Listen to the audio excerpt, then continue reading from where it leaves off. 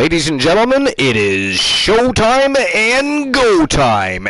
Episode number 383 live here at the late night place to be, the most must-see show on Twitch TV.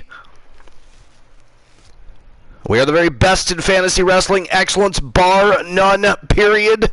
We are the Archiverse TV. Welcome to WCW Starrcade, the final night of championship bouts that are going to take place in the Archiverse until after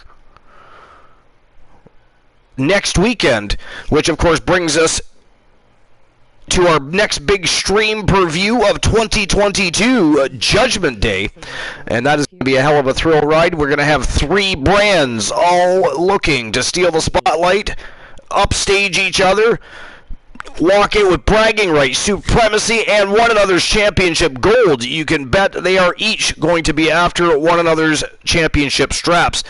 So it is going to be a night of heated action and championship matches all night long from YTD Academy, from WCW Starrcade, and the Archiverse Wrestle War. So it is going to be an absolute fire show. You don't want to miss it. It is going to be a culmination of weeks of storytelling, rivalries, fiery feuds. I mean, it has been absolutely epic. And of course, in between, don't forget that this Sunday night is our tribute show to the great Turret Man. So you want to make sure you stop by and congratulate the Turret Man on over 350 episodes. Thank him for his guidance, his support, his subscription every single month. He's aided us in creating emotes and banners. I mean, he's been at our side for a very long time and continues to have unwavering support. So we are going to be celebrating and thanking the Turret Man.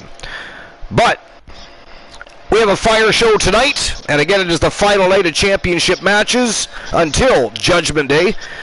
So we're going to be getting in a little bit over our heads tonight, because we're going to start things off, of course, with a bang. We're going to set the tone. We've got Little Joey Nightmare going to be in action tonight. I'm not going to run down the card because that is a surprise, as it is each and every week, so we're not going to go there.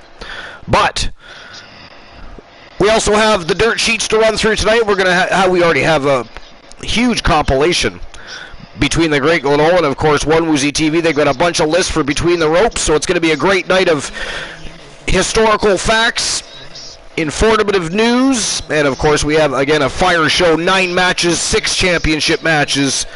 And it is going to be a thrill ride tonight and heading on in to this weekend's tribute show and right on in through to Judgment Day. It is going to be a high-octane week and a half. So hold on to your seats, hold on to your lug nuts, because it is time for an overhaul.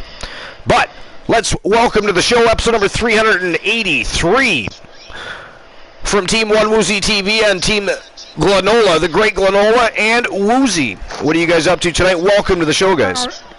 Howdy, howdy, howdy. How's everyone doing tonight? Howdy. Well, for a moment there, I had misplaced my dashboard, so I'm here trying to do the opening for the show, and I'm like, where did my dashboard go? But I found it. I'm good. Hashtag blame Glenola. Hashtag blame Glenola. I mean, that sounds legitimate. I don't see any reason why that should be a problem, personally. Cool. Blame Cool. Well, we could blame Cool. Blaming Cool is a good way to go. I mean, he does deserve it. You know, he does deserve it. But yeah, anything. What did you guys do today? Anything?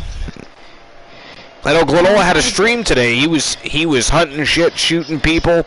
He was having a good old time. It's like it was the Purge, except for, you know, he was playing Red Dead.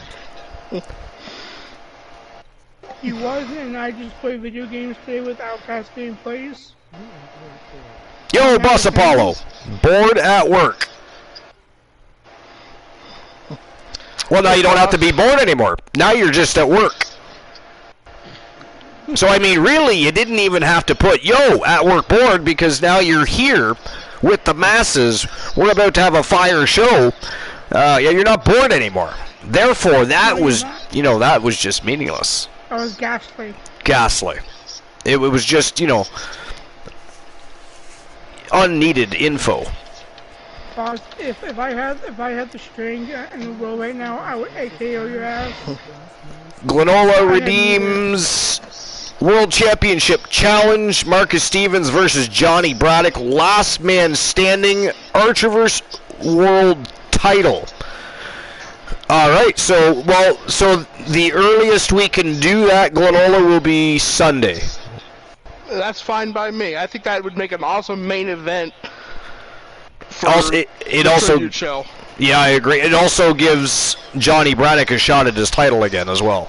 So, yep. Of course, Johnny Braddock's championship was exploded on, was it Wednesday that happened? Yeah, Wednesday. Yeah, so on Wednesday night by Team France with 2 L's, so the championship is now vacated. And but Glenola would like to see him get a rematch sooner than later.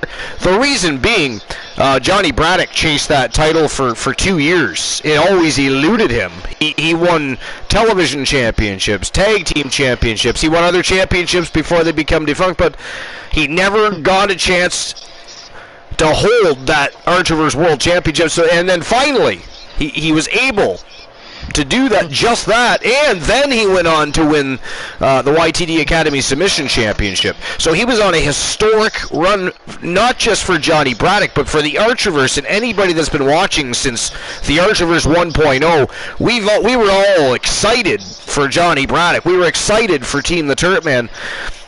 So it came to an abrupt end, and that's part of the game. It happens, right? But so we are just going to make sure that he gets, a crack sooner than later at trying to regain that championship that he sought after for so long.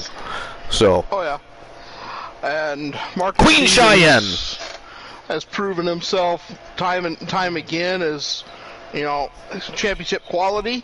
So I think this would be a hell of a match. I agree. And Marcus Stevens, it also brings Marcus Stevens back into the fold. We know he's been sitting on the sidelines giving advice to the Wolfpack as he sees it. Now, whether or not they listen, I highly doubt it. But let's face it, Marcus Stevens is a genius in the ring, so it'd be great to see him back in action. So, in a matchup against Johnny Braddock and the Wolfpack, they hold cards right now, so it's very easy to slip Marcus Stevens into a championship matchup. Yeah, and unfortunately for Marcus, with everything going on within the Wolfpack, he's kind of taken a back seat. He has. He had just gotten a new role within the Wolfpack as the manager of the Wolfpack Ladies. The Wolfpack Ladies, which are, currently really no more, but. Well, no. You forget Stacy Keebler is part of the Wolfpack. Well, yeah, there's Stacy and Tia. So they're still there. But Jennifer Wolf was the leader of the Wolfpack Ladies, so we would have. We'll have to. Yeah. But well, what was there talk of Stacy or Tia taking over leadership till Jennifer Wolf decides whether or not she's able, Tia, or is she even awake? I don't even know what's going on there, but in and out. In and out. Okay, so we're not going to know anything from her for a while. The Anomaly is, the go-to. That's already, yeah, there, set. But life is great. Currently working on shit. That sounds messy. Yeah. It does. Sounds like a very shitty situation, right? That is a crappy job. Are you working for a septic company? Do you are you into janitorial? Do you clean toilets, or are you into outhouse rentals and you must clean one because it has just been used and abused at some sort of festival? And if you are in that business, hopefully you're number one in the number two business. Number one in the number two business. That's got to be it's the only way. Otherwise, you're just a big diuretic of a company. Most important question. That is great. How is my character doing at the Archerverse? Actually, Cheryl Danger hasn't been in action in quite a spell, but that doesn't mean she couldn't be. Yeah, that was great. Do you have nose plugs for your job right now? That is a very important question. It is a good question. Yeah. So, no, just that. What is? stuff that needs to get done that hasn't been touched, so it's shit.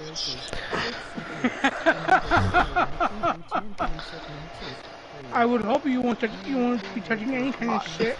Yeah. Life is great. Hopefully you have some papers on that shit. Indeed. Yeah, Queen Cheyenne Cage, we can get her going again in the YTD Academy. And actually, episode 3 of YTD Academy is tomorrow night. So, did you make any changes to Cheryl Danger? If you did, put her CAW hashtag in the Inca contract section.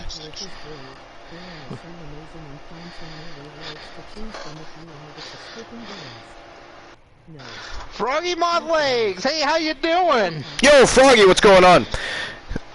You already need to get doing this. Okay, so then now I just have to make sure I still have your CAW information down then, so that I can re-download her.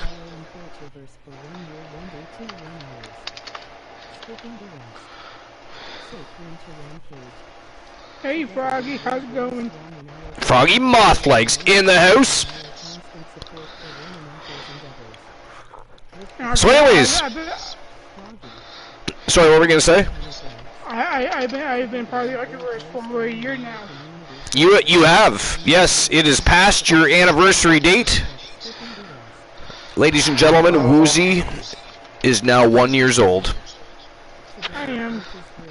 Congratulations. Congratulations. That's right, it's follow.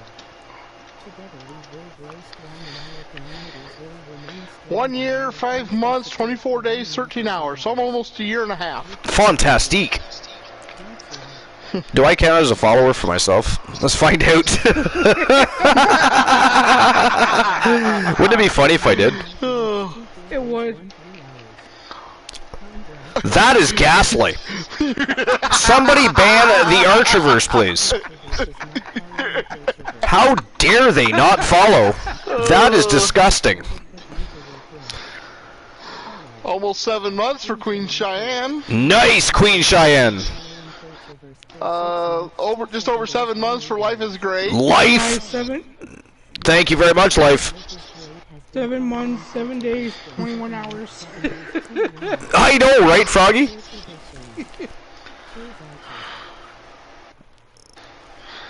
Alright, so anyways, what do we got going on today? I've looked at the dirt sheets a little bit. Not long enough to see exactly the day's news, but that will blow your mind. Blow my mind. Alright, let's see. What could it possibly be? I don't know. CM Punk had a show without whining. Or, hold on. Nope, that's not it. That's definitely not it. Wait, I got it. I got it. I got it. AEW had a show that didn't have 50,000 people on the screen at one time. Keep dreaming. Yeah, no, I didn't think that was it. Wait. Hold on. Wait. I got it. I figured it out. AEW decided to have just one brooch again, not two. Has nothing to do with AEW. Nothing to do with AEW. Well, how? Okay. Well, yeah, that doesn't surprise me because blow my mind. Nothing was coming. Let's see here. Wait. No, it's professional wrestling news. I was gonna say Cool changed his underwear, but that doesn't sound likely either, though, does it? No. No, it does not. All right, let's have it. I'm prepared. Logan Paul is wrestling another match. Logan Paul is wrestling. Okay, I can buy that because well, he's doing very well. I'm actually impressed with Logan Paul. At Crown Jewel. At Crown Jewel. Uh-huh. Okay, I'm intrigued. He's facing the Tribal Chief. He's facing Roman Reigns. Mm-hmm. At Crown Jewel. Uh-huh. Logan Paul. I'm trying to remember if I watched SmackDown or not last. Like, what did I miss that would come about? I have no idea. Did anybody watch SmackDown last week? Because I'm pretty sure I did, and I don't understand that decision. But now I know they want to put on the greatest matches possible at Crown Jewel for, but Logan Paul? Roman Reigns? What? But wait, there's more, Archer. There's an article about it. I mean, there's an article. Does it explain the situation? No. No, but there's an article. Okay, let's do it. Okay, this article is by Dominic Dotto. Sorry if I butchered his name. TBS in the house. Hey, TBS. It says here Roman Reigns is reportedly said to appear on tonight's episode of SmackDown. The show will kick off a few hours, and PW Insiders has suggested that the tribal chief will make his presence. Sorry? The tribal chief will make his presence. Ah. Reigns' recent altercation with Logan Paul on social media. Wait, what? Reigns' recent altercation with Logan Paul on social media led to Triple H inviting the 7-year-old star on this week's episode of SmackDown. Paul accepted the game's offer and will make a massive announcement on the show. However, it looks like the Sanford-based promotion is all set to plant the seeds for a potential Reigns vs. Paul match at Crown Jewel. The report from PW Insider has suggested the same. If that indeed turns out to be the case, then Paul would... Okay, Archer, brace yourself for this next part. I've been bracing myself since you said Logan Paul, Crown Jewel, Roman Reigns, all in the same sentence. I mean, come on! If that turned out to be the case, then Paul would challenge for the undisputed WWE Universal Championship. In only his third match in the company, that in itself is quite a historic achievement for a superstar who is still relatively new in professional wrestling. But what did we I'm trying to figure out what we missed between last week and this week that would suggest that Logan Paul should step into the ring with the tribal chief. The only thing that majorly happened on SmackDown last night was that they introduced Solo Sikoa. That's the only. Oh, well, that's got to be it. I mean, Solo Sikoa is now part of the family all of a sudden, and that should, yeah. Well, I mean, yeah, that would give Logan Paul an immediate shot at tribal chief. I mean, you know, I don't get it. There's nothing. It doesn't say. Did anybody else watch SmackDown last week? Also, wait, there's more. Oh, there's more. Good. Because probably next week, Roman Reigns' female cousin is going to join the roster,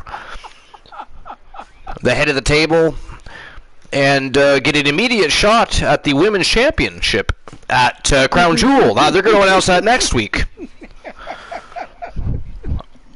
On SmackDown. Make sure you tune in. According to a recent from Dave Meltzer on Wrestling Observer newsletter, he suggested a potential Roman Reigns on the ball match at Crown Jewel.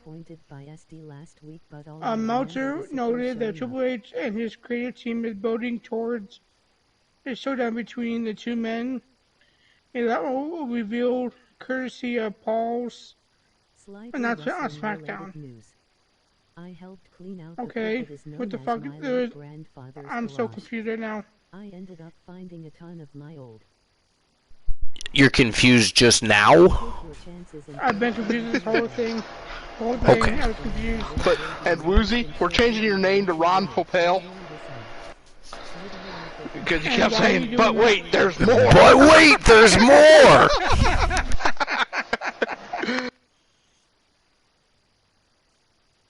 How long do you guys think, especially with the success of Logan Paul, how long do you guys think before Jake Paul gives it a try?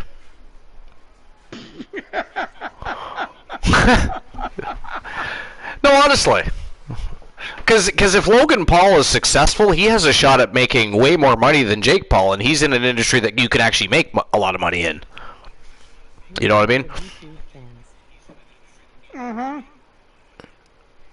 I don't know. I don't think anybody's bending over backwards to spend money to go see a Jake Paul fight these days. That's the problem. And that's what I mean. No. And that's what I mean. Logan Paul, I mean, he fought Mayweather. Jake Paul didn't. You know what I mean? He made money there. He's in the WWE, World Global Sports Entertainment Company. Jake Paul isn't. He's fighting Anderson Silva in a boxing match. And again, if you want to be a boxer, and if you want to be taken seriously as a boxer, and you would like to be a champion boxer, I mean, it could be just me. You guys can all correct me if I'm wrong, but Glenola will definitely correct me if I'm wrong, but I'm thinking, if I was a promoter and I was a manager for Jake Paul, I think I'd set him up a boxing match with a boxer. A fucking boxer, not a basketball player, not a mixed martial artist. I mean, what's next? A soccer player? Retired school teacher? Ex-government official? I mean, we're going to have some celebrity boxing. But god damn it, if you want to be a boxer... Archer. Yes? No, that's what's next. Boxing Archer. Boxing Archer, yes. Outcast gameplays with some tiny little beautiful gems, dropping those little bad boys all over the floor, making it glitter like an episode of Twilight. How dare he? Please AKO Outcast gameplays, please. I said please twice. I'm Canadian, I'm sorry. And I apologize for something I don't need to apologize for. See what I'm saying? Eh? Want some potent disco? What's that a boot? What's that a boot? I actually have to say a boot to say a boot, though. That's the thing. But there are Canadians that do. The stereotypical, what a lot of people claim a Canadian sounds like, actually they come from Newfoundland. I'm not even kidding. If you go there, they will say a boot. And they'll say a whole bunch of other things you are not going to understand. And we're Canadian, and we don't understand it. Because you know what they do? Now you got to remember, these folks historically were Vikings. It was Vikings that founded Newfoundland. So, they can literally, and I'm not taking a couple of words, I'm not even saying a sentence. They can take an entire fucking paragraph and jam that puppy into a half of a sentence. And they talk to each other like that. They literally call it Newfoundlandese. And you got a better chance of understanding Chinese, even if you don't know what the hell they're saying, than you do them saying Newfoundlandese. It is messed up. Messed up. I'm actually considering looking up later on YouTube, see if there's any examples of Newfoundlandese on there for people to laugh at for like the after party, because it's hard to even believe until you hear it. And if you break down what it is they're trying to say, you're thinking, how the hell do you get all of that out of those, whatever those 4 words were? Hello, Golden Gamer 76766. Welcome. Golden Gamer, welcome on in. Welcome to episode number 383. WCW Starrcade tonight, Golden Gamer. Alright, Froggy Moth Legs is Big E. I'm I am Kane. Riddle. You're Kane? I don't know who I am yet. I am Hold Riddle. on. You're Riddle? Ha! You got beat down. And Outcast is Ricochet. Outcast is Ricochet?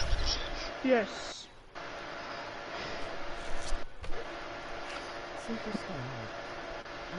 Life is John Moxley. I am Razor Ramon. That's right.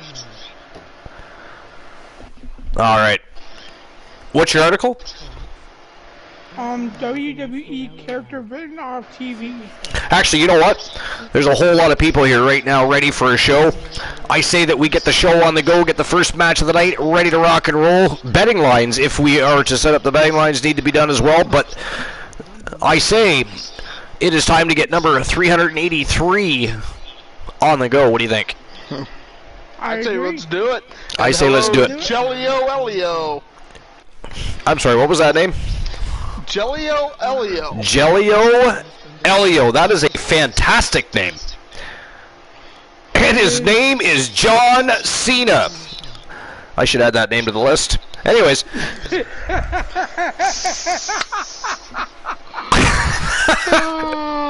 No, number 90. Are we at 90? I thought we were at 88. Are we at 89 right now? Yeah, we are. Wow. The list of Archer continues to grow. Mostly thanks to Outcast Gameplays. Uh-huh. He's a very naughty little villainous prick. But anyways, you guys are ready? I am ready. Ready? So that means it is time to get the show on the go, so let's go. Episode number 383 live. Let's go. Let's go.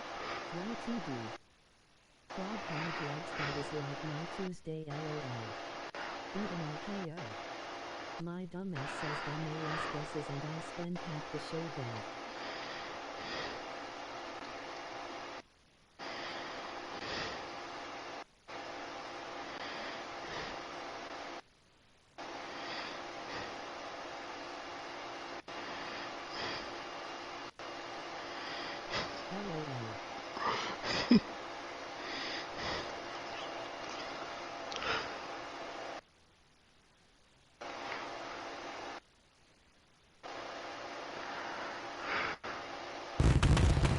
And here we go. 9 matches of pure fire. 6 championship matches. We're going to see some faction wars, some raging rivalries, and we are going to dart right through to our tribute show this weekend on a high note. We are going to have a great time tonight. It is a fire show. Hang on to your luggage because it is going to be a thrill ride. First match of the night, Lil Joy Nightmare from Team Kraken Skulls taking on Rick Steiner from the Steiner Brothers. 1v1. Great way to start the show off. Good way to set the tone for the evening. The question is, who do you guys think is walking it with the W? One half of the Steiner Brothers, the dog-faced gremlin, Rick Steiner, or Lil Joy Nightmare from Team Kraken Skulls? And question. I do have a question. Yes, the balance have been open. Hold on 1 second, please. Something has to be done.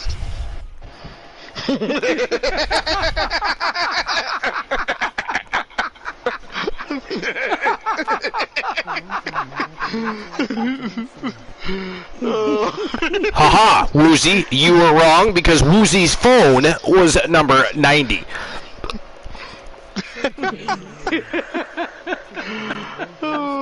And hello, Joe Link. Hey, Joe Link. Number 91, Archie Appreciation, is on the list.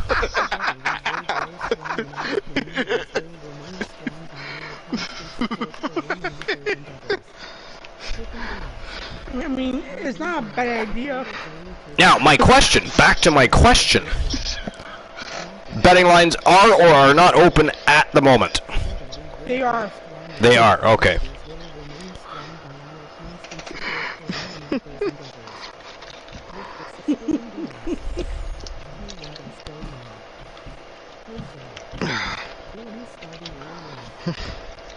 And we each have a break time notice. Break time? No, why? Soul Embers here? No, I redeemed one for you and for Woozy. And Woozy Oh, did nice. one for me. It seems like a Soul Embers thing to do. Alright, Alright, so who do you guys think walks out with the W here? Is it going to be Rick Steiner?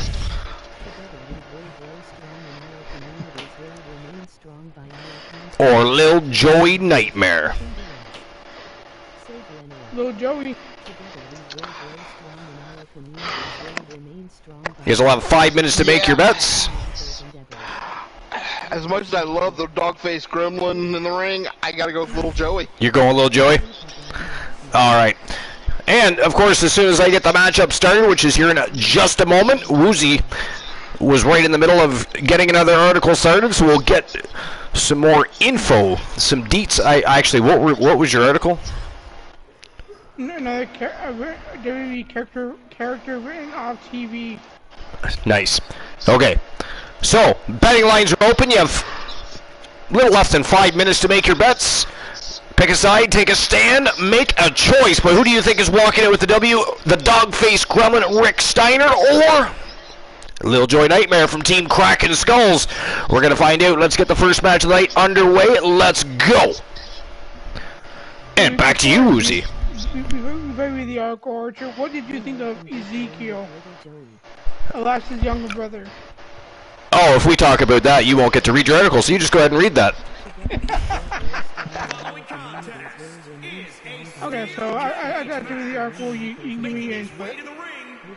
If you watched Ezekiel's segment from the hospital room a few weeks ago on Raw, then you could have guessed that this was done to write off the character so they could bring back Elias. It turns out that this is exactly what they are doing, because as reported by PWInsider.com, Ezekiel is no longer listed on WWE's internal roster. PW Insider reports that the character was replaced by Ezekiel's older brother Elias. It looks like Elias will be returning to Raw soon, while Ezekiel is written out due to injury suffered by the hands of Kevin Owens.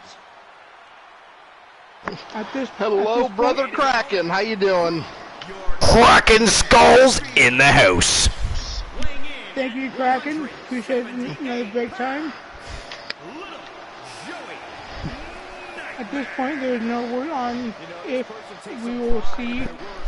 That was epic timing, by the way. I mean, Kraken shows up just as Little Joy Nightmare is ready to shoot himself up with electricity.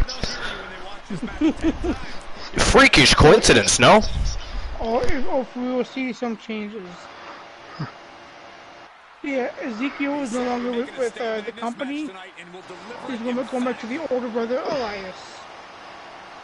Yeah, so when that whole thing began, I thought it was fun and entertaining, especially when it was involving Kevin Owens. But, I mean, after a while, and it started to not so much have anything to do with Kevin Owens, it just got old for me.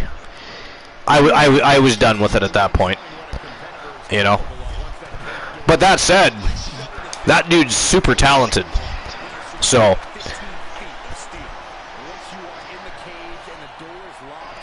Lockdown of Pain match between Rick Steiner and Lil Joy Nightmare underway. Let's go. Great way to set the tone for the night. Something just a little different, Glittle. What do you think? Oh, this is a great way to start, the Wolfpack Championship Wrestling. Wolfpack Championship Wrestling. WCW. But no, in all honesty, this right here, you got Little Joy Nightmare, who we've discussed a few times. You can't put anything past this guy. I mean, he's outweighed by just about everybody, except for maybe Poindexter. And but he's beaten the best there is. He has. And, of course, Rick Steiner's kind of been, not necessarily sidelined, because him and Scott have been doing great in tag team division, but he's been overlooked as far as singles competition goes. Little Joy Nightmare figured he needed just a little bit of ring time. A little extra ring time. Called him on backstage. Steiner accepted. And here we are. Now, I didn't know about the Lockdown of Pain match, but take my money, I'll take it. Oh, yeah. You look at the history, though, of Rick Steiner. You know, I don't think the man ever turned down a challenge. And he's another one that, you know, much bigger men, and he's taking them out. Yeah, because although he was a solid, muscular man, very good wrestler, he wasn't nearly as large as some of the people in his era. Yeah, you know, that Steiner line, he could. He actually wanted to be short with the Steiner line because then he didn't have to do that jump and get it upwards rather than just a clothesline. You know, you're taller than him, you're screwed. Your head was coming off. Yep. For sure. Because, I mean, man, when he executed that, he gave it his all. He executed it well, though. Definitely. It was one of those moves that was very safely done. But he made it look like it was killer, you know what I mean? It looked like he was trying to decapitate somebody. Oh, yeah. And I got another article too whenever you're ready. Well, let's have it. Well, this could also blow your mind too, Archer. Rumors of Vince McMahon's WWE Hall of Fame induction. Well, I mean, should he not be in his own Hall of Fame? I mean, look what he did for professional wrestling.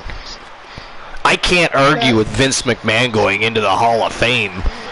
You know, obviously it'll probably be the celebrity wing, I at least hope, and not as an active wrestler section. Well, I mean, that I have a little hard time with, but if this is he definitely belongs in there. Whether people want to see it as tooting his own horn or not, he belongs, and it's not like he's even in control of the company anymore. But he played a huge part. He was a character for a very long time. He had some of the most compelling storylines.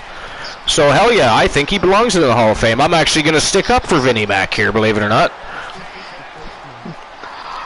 No, I agree with you, though. I got to say this, you know. Did he do a lot in the ring? No. But you can't tell me that Vince McMahon did not have some skill in that ring. You know. Exactly. He did, you know, what he did was, it wasn't that he didn't have the skill, the talent. I honestly think he could have made a great wrestler. You know, but he focused more on the story. Yeah, and, you know, I'm one of the few that will admit to actually liking Vince's work in the ring. But I totally agree with you. He deserves to be in that Hall of Fame. Here he does. You know, and not just because of, you know, owning the business. Wow, that is it. That is all, ladies and gentlemen. The winner of the match by knockout, the dog-faced gremlin, Rick Steiner. Wow. Now that is a seriously crazy way to open the show, I gotta tell you. You know, no offense to the dog-faced gremlin. Like, I'm not trying to start a beef with the Steiner brothers here or anything, but I totally thought that Little Joey Nightmare was going to eat him alive. You know? The funny part is I slipped when I placed the bet and put 10 Archerverse bucks on Steiner. Oh, that kind of worked out, didn't it? Uh-huh. All I can say is wow, France for $2. Wow.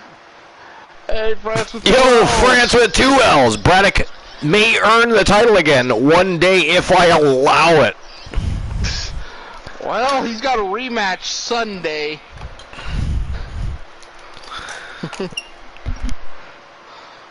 And I don't know if you saw the announcement, but Wednesday, there's a #1 contenders match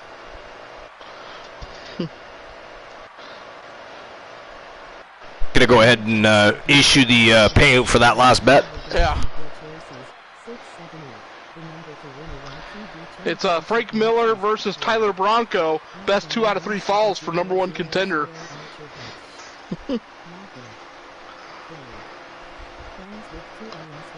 Alright, so the winner of the match was Rick Steiner. There we go, the payout has been issued. And I'll get the betting line ready for the next match of the night. Alright, let's go, let's move on. Matchup number 2. Yeah, it says here, Vince McMahon retired from WWE in disgrace in July, but the former WWE CEO, chairman, and head of creative reportedly may be penciled in for a huge appearance next year. According to Sonny Upal of the U.S. Sun, McMahon's daughter, Stephanie McMahon, wants to give her father a huge send-off. While nothing is official, the new co-CEO and chairwoman is reportedly part of talks regarding Vince receiving a WWE Hall of Fame induction in 2023, which we subsequently result in an appearance at WrestleMania 39 in Inglewood, California. Alright, so the next match of the evening, a trip to the tag team division. We have The Circle, the AEW Exiles, Chris Jericho and MJF, and they are taking on the Public Enemy. We've got Demon Razor from Team Boss Apollo, and of course Eddie D. Terror from Team Leota King. 2v2. Who do you guys think is walking out with the W here? The Circle or the Public Enemy? What do you guys think?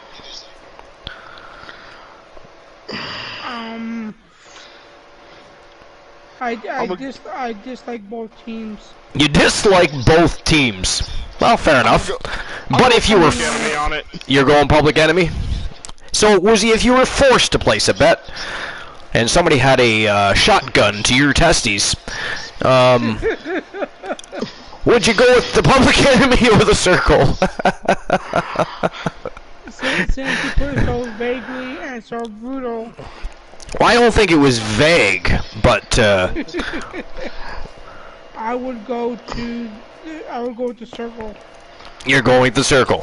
All right. So the lesser of two evils was the Circle. All right. So we're not going to discuss the Pale Rider's tactics. Speaking of the Pale Rider, I actually watched that movie last night. Oh, great movie. It is a fantastic movie. Foggy Monthly says shotguns already. Well, it is Friday. Blind Locksmith says pull the trigger.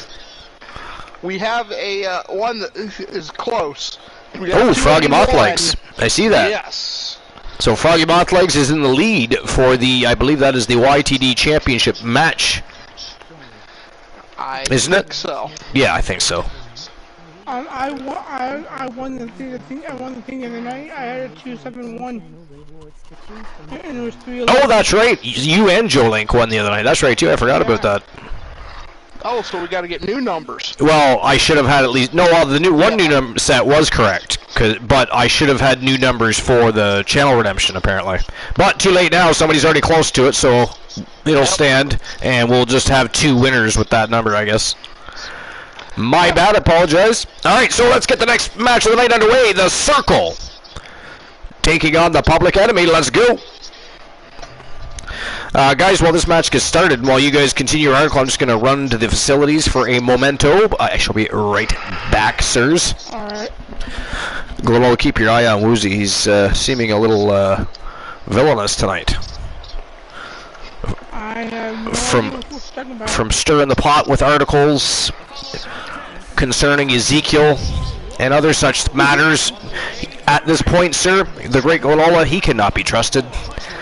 Do what you must, Glenola. You have the power. Oh, really, Archer? That is a real big mistake you just made.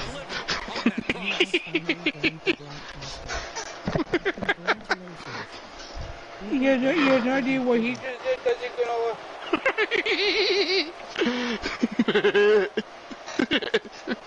gonna? Can you keep a secret? Yeah. What? Look at the chat. Okay, missed a few redeems. Let's scroll. I'll scroll back up, or let me just do it the easy way. Let's see. There you go. I'm just opening up the redeems here, so. Or break time, or tree of knowledge, or archer. You know, you got joke time. Alrighty. Yeah, just a tree of knowledge and joke time. Oh, it's not too bad. No. Sorry about that, guys. Tag team action underway. Truly one of the hallmarks of sports entertainment. That's right. As a former tag team Thank you, Rock, for reminding us. We appreciate that. Oh yeah. And how is your villainous mind doing tonight? I probably didn't regret asking you that question, but I'm gonna ask you anyway.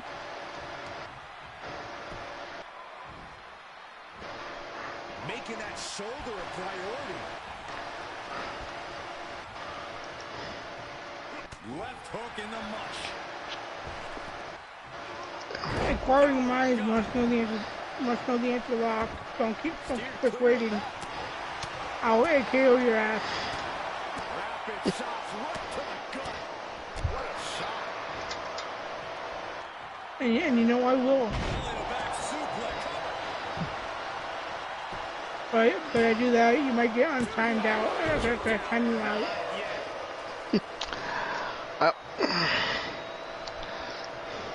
No names will be given that does that every damn time. I am giving out no names for that.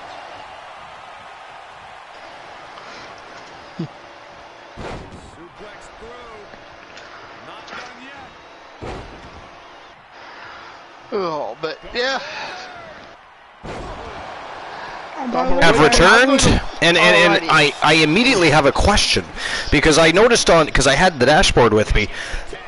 Did the Public Enemy come out to the ring mocking the circle? Mm-hmm. What the hell? I was like, what? That was funny. But then I've also noticed that they're all over the circle so far. They are.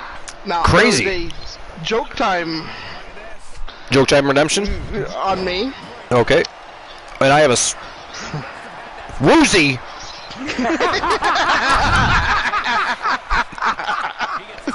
Oh, we are funny tonight. Okay, I can tell jokes too. Hold on one moment. Hey, Archer. You got everybody? I don't know, did anybody hear about that new wrestling promotion, Origami Wrestling? No? Yeah, it's on pay-per-view.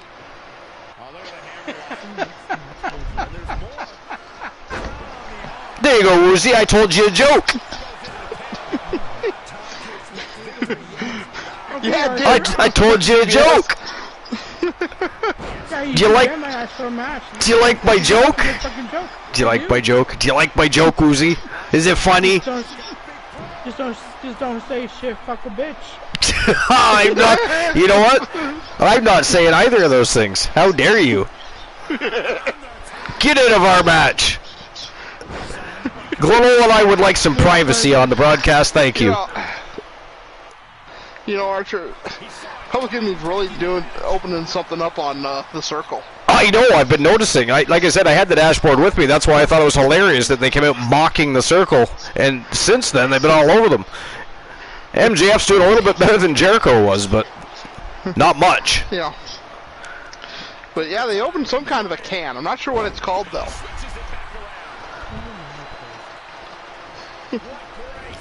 I mean, it is a can of destruction being unopened by the Public Enemy. Ooh, sound right, that but, was you know. vicious. It does not sound right.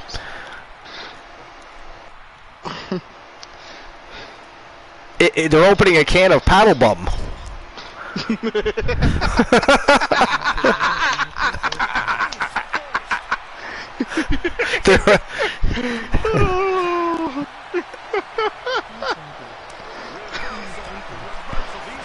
No, it is a, how dare you, Woozy?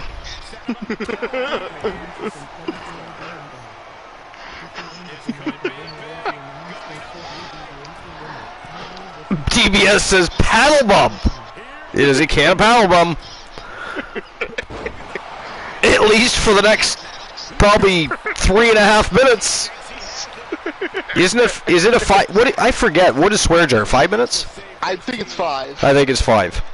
Unless it's gotten changed.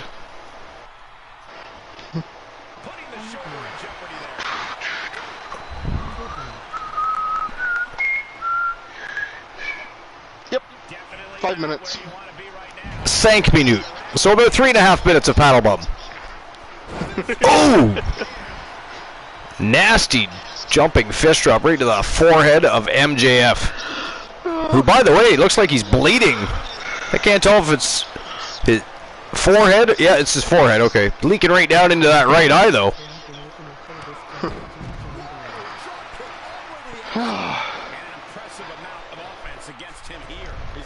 Well, what do you think? Are we going to have a winner on a match tonight that isn't even scheduled in the match? That was awesome.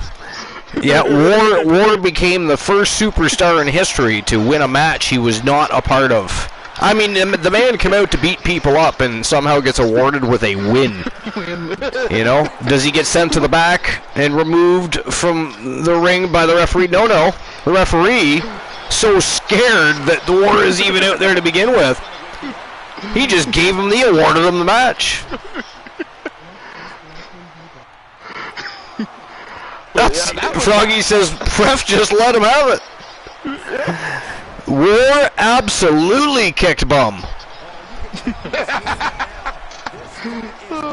But yeah.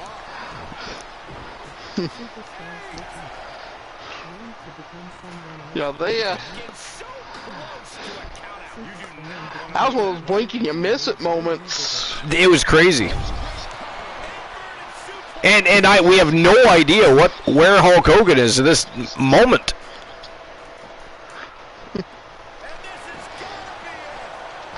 I believe Team Blind Locksmith found him backstage bleeding. Well, he most certainly didn't make it to the ring. This much we know. Yeah.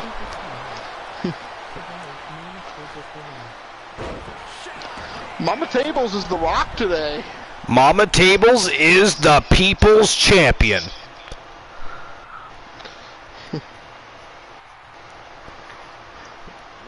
Who is TBS tonight?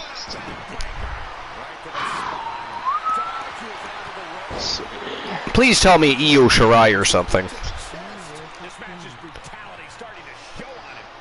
Hogan the other day. Yeah, that's what we're talking about. Hogan was a no-show. War came out to just beat the heck out of everybody, but, well, he did do that. And then he was awarded the match that he was not a part of. Oh, and you have a tree of knowledge. A tree of knowledge or rotten fruit? All right. Let's see.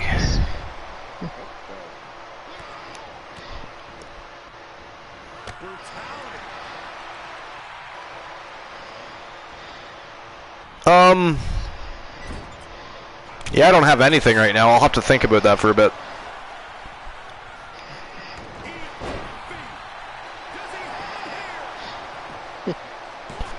Mama Table says, Rock was my name in high school.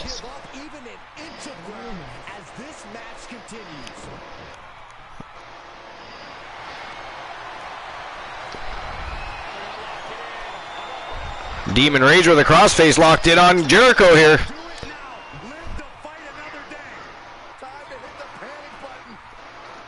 Jericho's not tapping. MJF broke up the submission, but then got booted right in the face by Eddie DeTerra. That was vicious.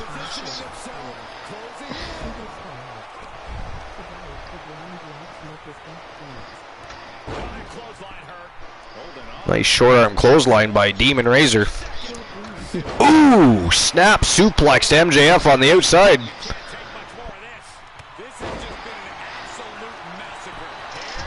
Man, oh man, Public Enemy is just systematically tearing the circle apart here tonight. It has been all Public Enemy. Well, I believe Woozy's swear jar on you is clear. The swear jar is over now. Excellent. Freed from oppression.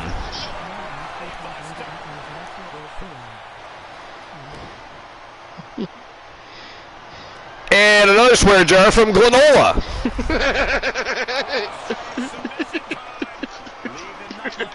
Like I said, Woozy's was cleared.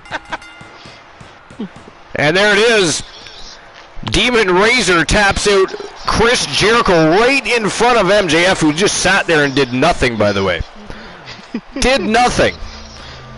So the winners of the match by submission from Team Boss Apollo and Team Leo the King, Demon Razor and Eddie DeTerra, the Public Enemy. And I am back. Welcome back, Woozy. Thank you. All right, I'll issue the payout for that.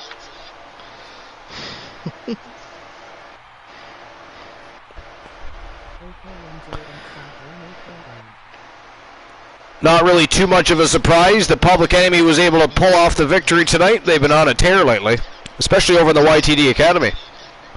Oh, yeah. And the Circle's got enough to worry about right now. They do.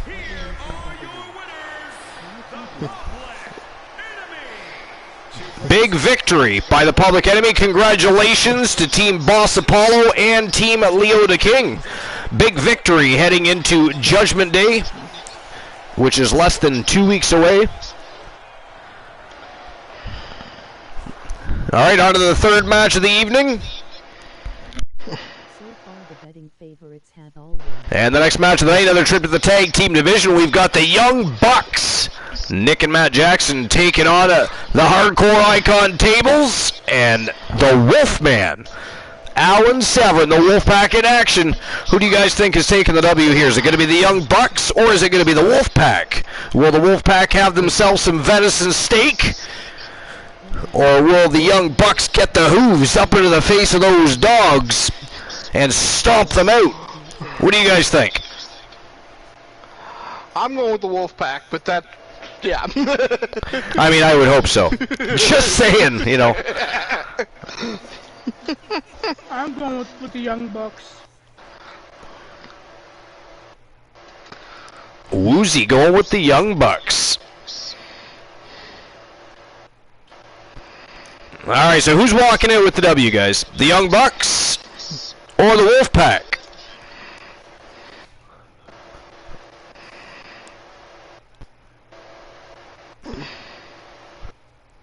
5 minutes to make your bets. And there we go. Betting lines are open, and it is showtime and go time for matchup number 3, Young Bucks and the Wolfpack. The Deer versus the Wolves. Very entertaining for me if the Deer beat up the Wolves. Gotta say. Gotta say. I would agree. Right? Wouldn't that be fun? Would you last night to watch Deer beat up a couple of dogs? All right, let's go.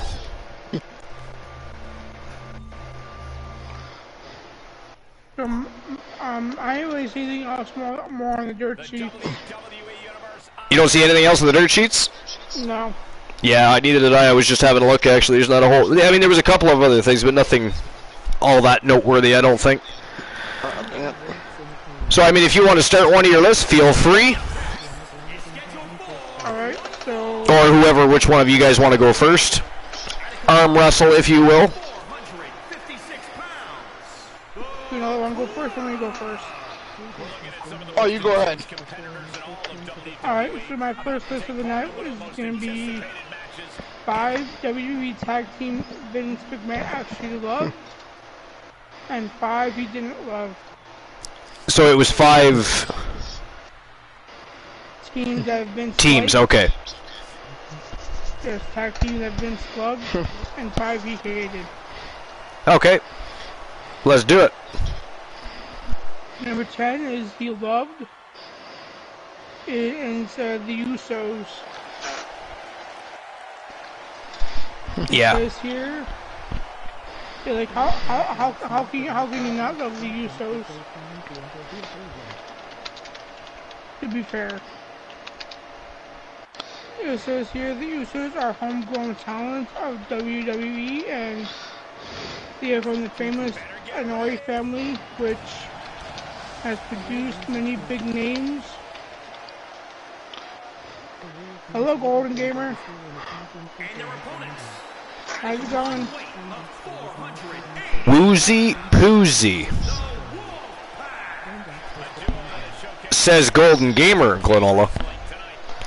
I was trying not to say anything. It's right there highlighted. Woozy Poozy.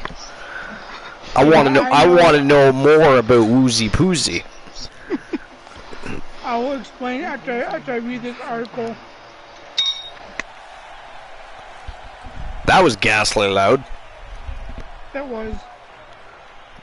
The Usos are homegrown talents of WWE, and they are from the famous Anoa'i family, which has produced many big names in the wrestling world, including their father Rikishi, starting their main roster career in 2010. Jimmy Uso and Jey Uso have been assistant teams of the tag team division, showing how much Vince McMahon trusts them.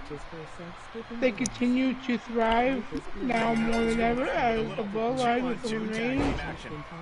The Usos have an outstanding record in the tag team division, as they are seven-time tag team champions. Yeah, and currently the undisputed tag team champions. And by the way, Woozy, apparently Outcast Gameplay says hi. Hello. According to Golden Gamer. Golden Gamer. Yep. So here comes. Yo, Anger Issues TTV. What's going on, my friend? Welcome into episode number 383. So it's story time with One Woozy TV. You know how you asked me about the Woozy Poozy? That is Outcast Gameplay's nickname for me. Woozy Poozy. Yeah. And why does he have such pet names, might I ask? He has nicknames for everyone. Huh. Well, that's fun. Yeah. We always give him shit. So he decided to give us our nicknames. Froggy says, yeah, the Wolfman's little bro tore Hulk Hogan apart so bad the ref awarded him the win for a match he wasn't even in. Yeah, that's precisely what happened, actually. I mean, the referee, I mean, you know, in normal situation would have, you know, removed him from the ring, right? Sent him packing. Kicked him out of the arena. But the referee handed him the match instead. I mean, he was petrified, you could tell. He really was. And number 9 is a team that Vince did not love. Okay. The Bludgeon Brothers. Yeah. Nope, did not love them, you could tell. No, they did not. Yeah, it was very evident. Because a team you would have thought would have tore through the division and maybe won the titles kind of end up flopping. You know what I mean? Yeah, they did win the tag team titles once or twice. Well, yeah, but no run came out of it, you know? No. They didn't Eric have them for Rowan- any significant amount of time, which is terrible. No, maybe like 2 months, Good timing with that if reversal. that. And he barely Eric Rowan and Luke Harper had success as members of the Wyatt family, but they failed to replicate the same vertical suplex. success after debuting as the Bludgeon Brothers. The two big men certainly met Vince's criteria, but he still didn't push them constantly. The Bludgeon Brothers won the SmackDown Tag Team Championship Flipping the script on him there. just once. They were disbanded within a year. Crafty way to get out of harm there. That was almost, Number 8, it was almost pointless having them as a tag team. it was. They were better as single competitors. The hell is going on here? Yo! Uh-oh, here we go. Shit just got real again. Oh fuck. And here he comes. The little brother. Oh! Tables just super kicked Matt Jackson right in the back of the head. Did you see that viciousness? I did. And War again making his presence known. And this time, this is the first time I think he's involved himself in his Big Brothers matches. I don't think have we seen War and Severn out at the ring at the same time before? I don't think so. No. Well, Archer, your second screwdriver is up. Excellent. Once again, freed from oppression. That is the second ghastly time in a row.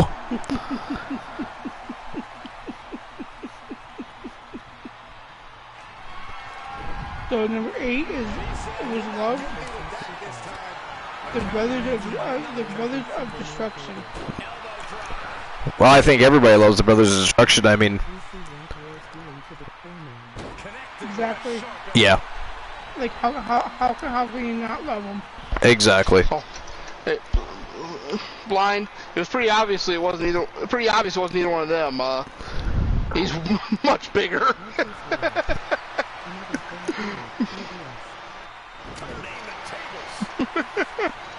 It says here the Undertaker and Kane were dangerous individuals. They took the tag team division by storm after forming a tag team called the Brothers of Destruction. Somebody AKO Life is Great, please. Attempting to stir the pot.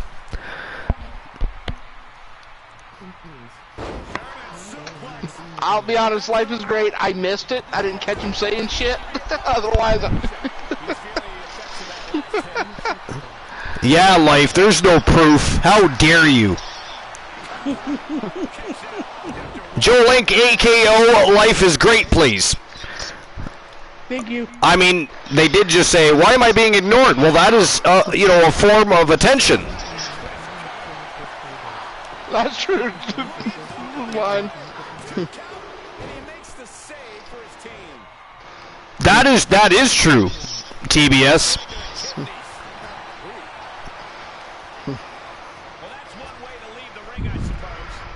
The two brothers were invincible as a team, winning the tag team titles 3 times in WWE. Vince McMahon loved both these dark characters, which was a reason for their storyline was one of the most captivating in WWE history. Yeah, well, Vince McMahon clearly loved walking on the dark side of things, that's for sure. That is so true. Yeah. Oh. In defense, I mean, the Brothers of Destruction, what isn't there to love? Yeah, that's that's what we said when before he started the article. Yeah. Yeah. 2 great people in the ring. Legends. Yeah, I mean, they're both awesome. 2 guys that can tell a story better than just about anybody, with very few words. Yep. Or sometimes none at all, depending. Oh, yeah. They let the actions in the talk them in the ring. Exactly, and you know they were big men, which everybody knows. Vince had a preference for the large wrestlers. He did. Welcome back, Queen Cheyenne Cage. Hey, Archer, Uzi, Yeah. Glenola, I'm back. Welcome back, Queen Cheyenne. Cheyenne, did you put your info into the Inca contract section? That way we can get Queen Cheyenne Cage client re-signed and rocking and rolling over in the YTD Academy. I mean, we do have episode number 3 of YTD Academy tomorrow night. It'd be a great place for her to immediately make an impact. And number 7 on my list is considered didn't love Gallows and Anderson. He isn't a saying he's a half dragon. So who was that, Woozy? Gallows and Anderson. I don't know why they didn't like Gallows and Anderson. I don't either. I mean, they're a fantastic tag team. They're Yes, they are. yeah, no. I could never understand it. It says here, to clarify, when Luke Gallows and Carl Anderson signed for WWE at the team, they had an immense reputation after their success in New Japan. Their former Bullet Club members were expected to Ooh, face buster. signing for the company in 2016. Vince McMahon obviously didn't love them, and they weren't pushed as a top tag team on Raw until they aligned with AJ Styles to form the club. Damn. Did y'all just see that shit? Double super kick from the Young Bucks right in the face of the Wolfman. After winning the Raw Tag Team Championship twice, Styles and Anderson were released in 2020.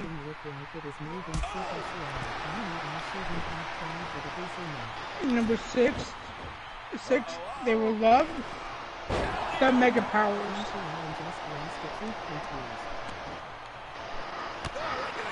The whole storyline of the Mega Powers showed how 2 top stars... Froggy says Uncle Alan just lost a tooth. No kidding. Wouldn't be the first. Ooh, Matt Jackson might have just lost a tooth of his own. Bicycle kick right into the face by Tables. That was savage. To create a long-term rivalry with Miss Elizabeth as a manager, the Mega Powers consisted of the 2 biggest stars of the Golden Era, Randy Savage and Hulk Hogan. Mega Powers, baby. When Hogan became more friendly with Miss Elizabeth, it led to jealousy and rivalry between Savage and Hogan.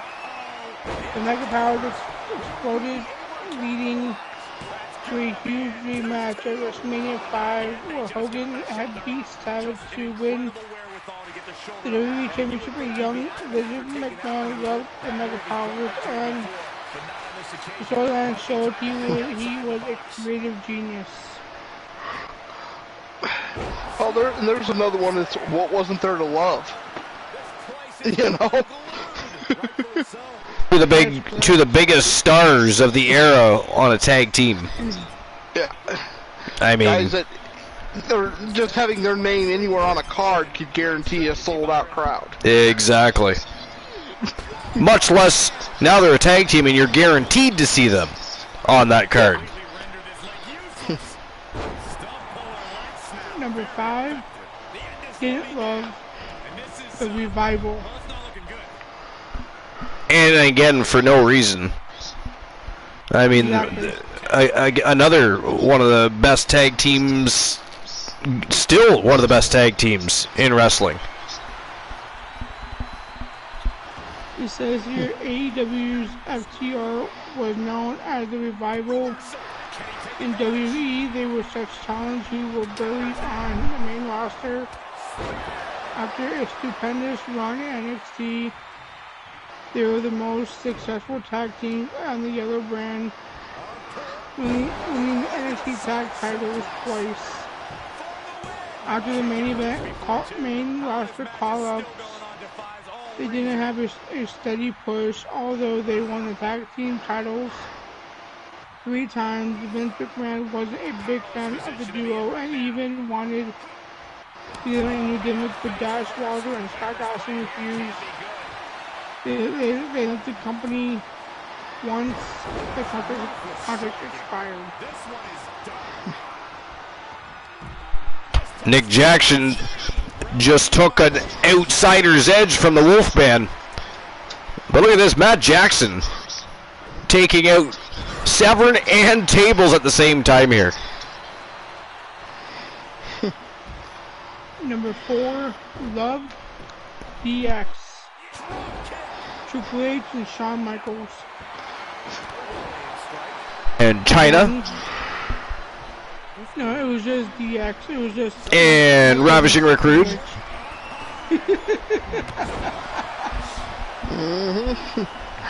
Again, you got Shawn Michaels, the showstopper. Yep. Yeah, Mr. Main Event. Yeah, the Heartbreak Kid. And you got Triple H, who even then could be. You could tell he was an up and comer that was going to be. Oh huge. yeah, easily. It was written in the stars, if you will. And then they form a faction that, I mean, what more can you say about it that were, except they were awesome. You could The say, crowd, if you're not down with that, we got 2 words for you.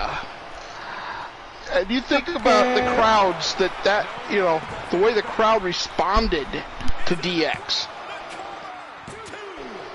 And then pop every night more than once. Then you got the awesome promo where they got their name D-Generation X, with Bret Hart calling them a bunch of degenerates. You know? Wow, so many near falls in this. This is a fantastic tag team. I don't know if you guys are paying attention, but wow, what a tag team matchup. And we got Froggy and TBS inebriated after apparently doing some meth. They're in there messing around. Well, there's a method to the madness. There is.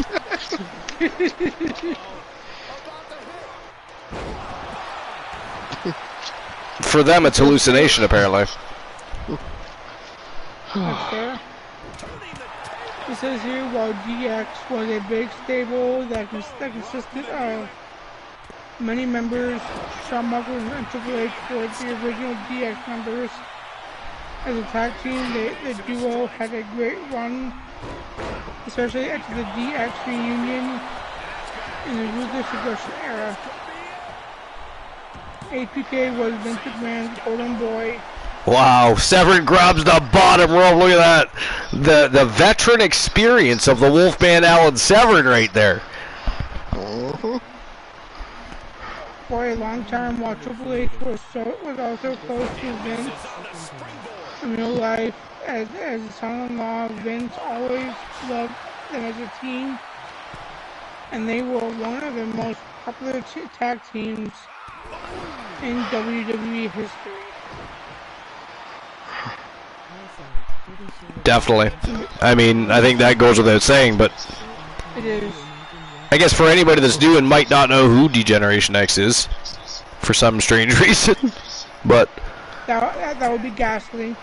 So, I'm trying to remember, early on, I guess there was a very short period where it was just the 2 of them, because originally it was China was part of the DX. yes. And then Ravishing Rick Rude joined them. Yep. Sure did. And that was even before, she was original because she was with them before they were ever officially DX. Yep. When they were still basically the Clique. Yeah. Well, coming into the Clique, because obviously Nash and them were not there at that point, but the Clique era. Did they just attack War? Yeah. They did, yeah. Good God. Severn not happy with that. I'm thinking that when War gets up, I'd be getting the hell out of Dodge. I know that much. Look at this. Nick Jackson going for a ride. Ooh, some knuckles to the forehead of the Wolfman. Yeah, we'll see, because I'm surprised War's just standing there and staying calm and collective here. After the chaos, but I guess he figures his big brother's got it handled. And Severn apparently does have it handled. Yeah, he may also be trying to draw something out of Severn. They have tagged in other promotions. War and Severn have? Yeah. Really? Severn don't like to talk about it, but yes. Well, that could be fun. Number 3 is Vince didn't love this tag team, The Ascension.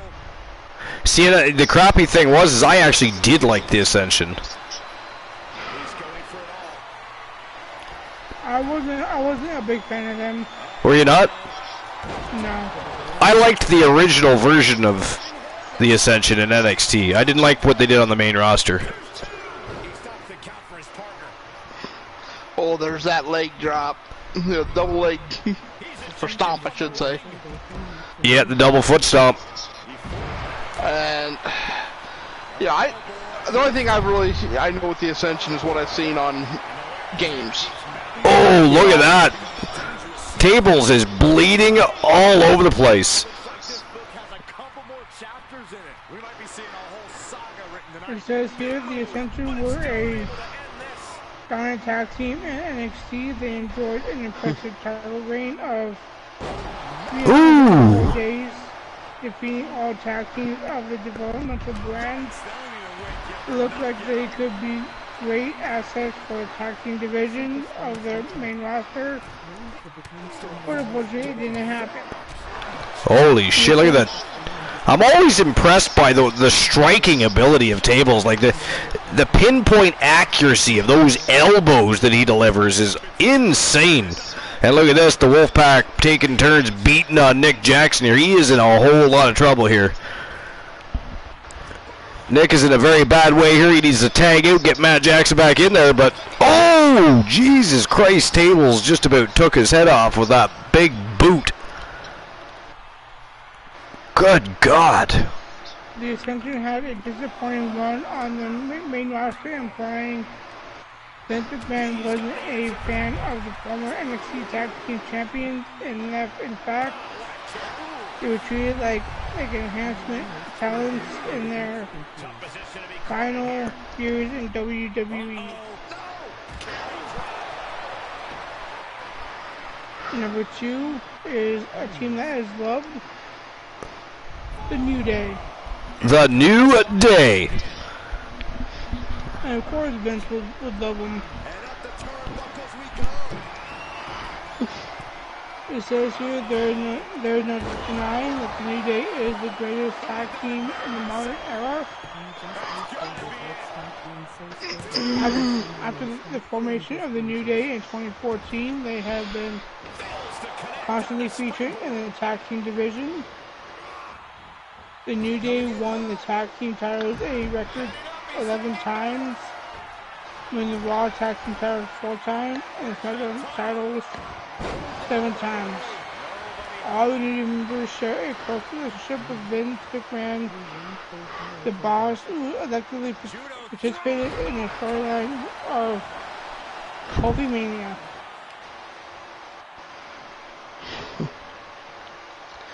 Yeah. Also, I like the New Day. Great tag team, very entertaining. I think I would disagree saying they are the greatest tag team of the modern era. If you base it on the number of tag title wins, I guess, and I don't know. Yeah, I wouldn't call them the greatest tag team of the year. Wow, the Young Bucks with a huge win over the Wolfpack. Wow. I totally did not expect that. I thought the Wolfpack were on their way to a victory right there. Yeah. Good grief. Big win for Matt and Nick Jackson. Exactly. As we head into the week of the final push before Judgment Day. Holy. All right, I'll issue the payout for that match. Number one is, I would agree with this 100%. Didn't love the Iconics. Sorry, I was didn't. Did not love the Iconics. I actually did like the Iconics myself, personally. Yeah, I was not a fan. Were you not a fan? No. No. Alright, so on to the next match of the night. And this is for the WCW TBS Championship. Rowdy Ronda Rousey, taking on the Anomaly, Tia Stevens from Team Tiliana Pierce, and of course representing the Wolfpack. Championship on the line. Who do you guys think is going to walk out with the gold here? Do you think it's going to be Rowdy Ronda Rousey or Tia Stevens? Woozy, what do you think? I'm going Tia. You're going with Tia? I am. What about you, Archer? I'm going to go with Ronda Rousey on this one. I'm going with Tia, so.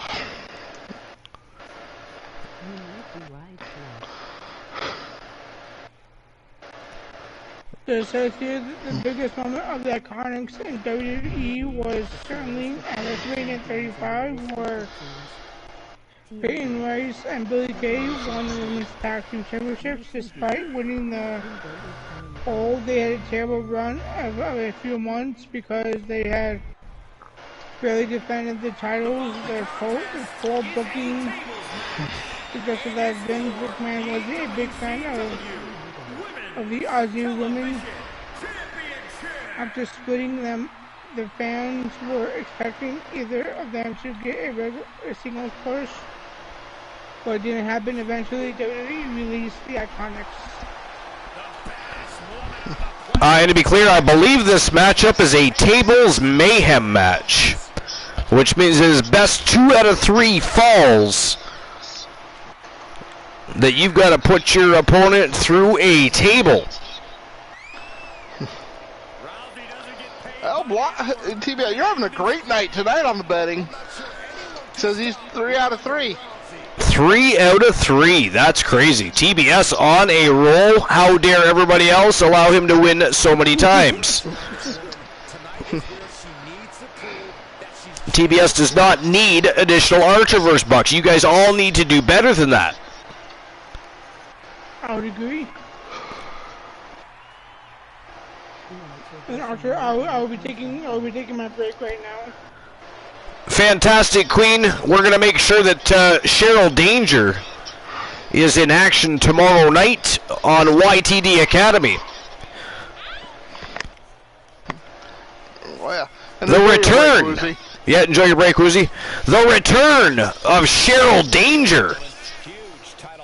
Of course, she won't have a tag team partner this go-around unless she finds a new one, because Charlotte Knight, of course, tested the waters of free agency and is now rolling over at the doghouse that is run by Team Dogface.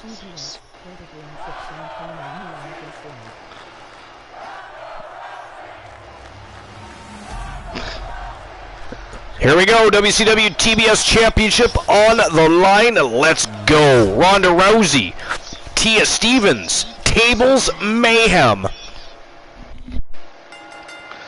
Alrighty, well, I'll do a quick list. Fantastique, a great granola list. Peachy Keen. Uh-oh. So you're going to love that. Ghastly. The 10 most memorable unscripted moments in WWE history. 10. Now, we're not going to have the tragedies, you know, Owen Oh, Hart okay. and such. Yeah, well, I would hope not. That would be Yeah. epic stink. But this is off from the Bleacher Report. I actually like the Bleacher Report. Okay. Yeah, it was Mike Chiari. And this We've is an read older Mike list. Chiari articles before. Okay, this could be good. This could be good. This was December 7th of 2012, so it's an older list. So, number 10, I actually don't remember. Mankind picks up The Rock's glasses. Okay, so now I'm trying to remember that. Yeah. It was actually during the most popular interaction with the This Is Your Life segment. The entire segment was scripted, however. One moment that was spontaneous was when The Rock was cutting a promo and was about to deliver his famous "If you smell what The Rock is cooking" line. As he did it, though, his sunglasses came flying off, at which point Mankind picked them up and handed them back to The Rock. The crowd erupted in applause, and The Rock said, very matter-of-factly, "The Rock thanks you for that." Wow, I do remember that now, but at first when you said picks up his glasses, I totally didn't get that, yeah. I don't know if I'd put that as one of the most memorable, but, you know. Number 9 is memorable for the wrong reason. Brawl for All tournament. Oh, God. Enough said on that.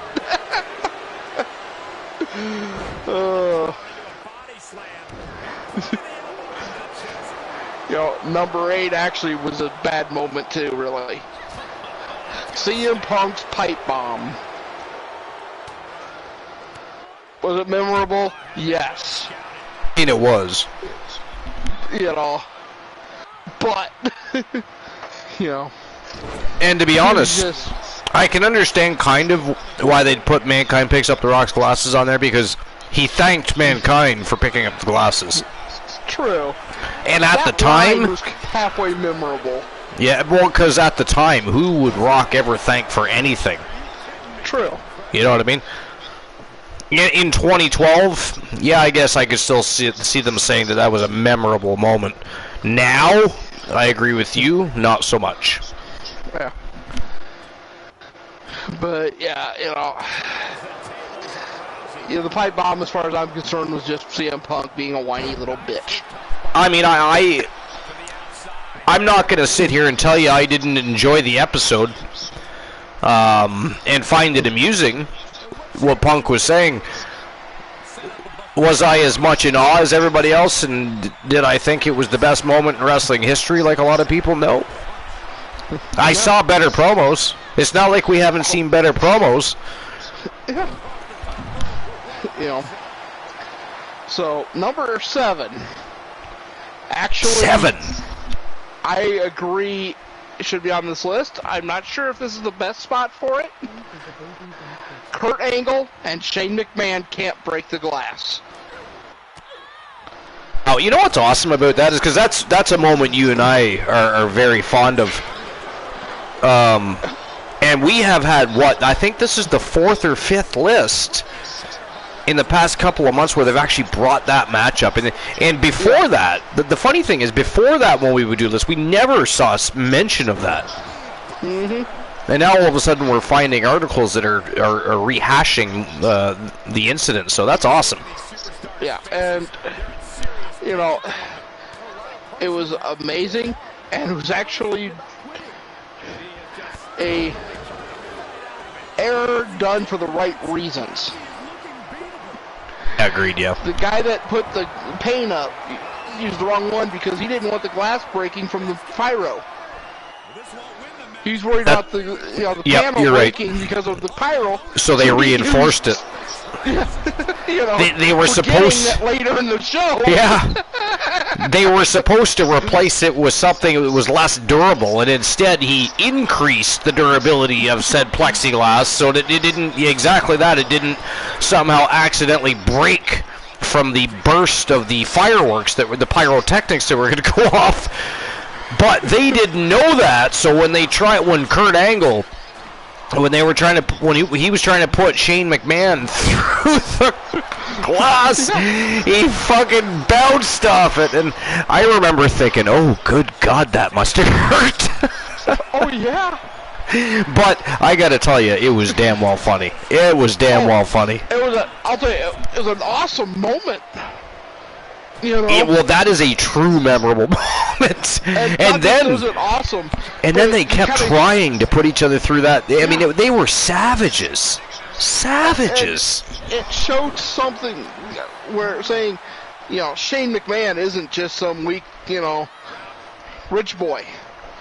He's actually got some toughness in him, you know?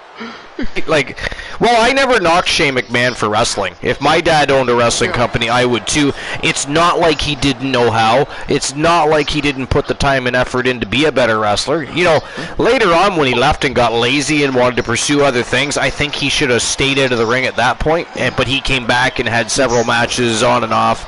I don't think he should have done that because he was never the same.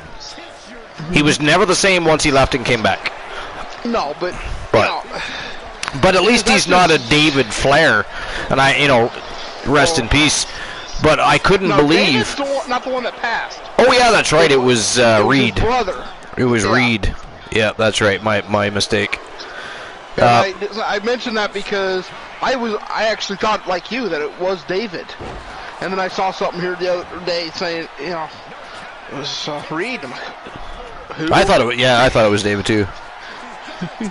But either way, how dare there be a son, an heir to the legacy, and he not even know a damn thing about the wrestling business. Yeah. But yet, WCW still dragged him along. Yeah, well, they tried. They really tried, and he just didn't do any good at all.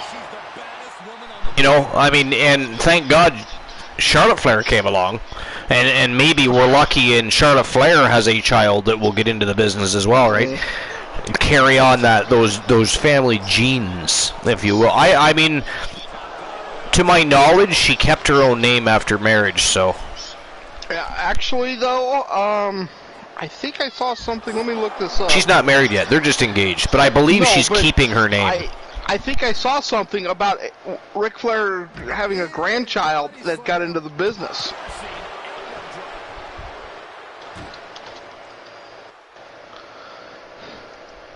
I mean, would he have a grandchild old enough?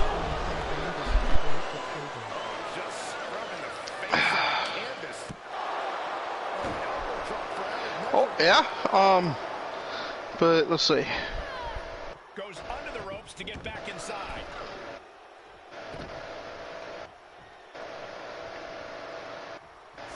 Oh, where was this at here?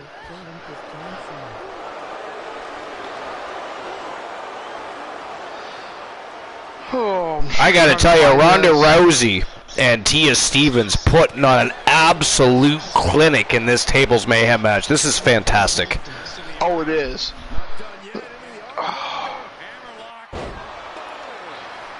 Team Telly on appearance, which is of course busy on business. They're busy on business meetings right now. They would be elated to be watching this matchup right now.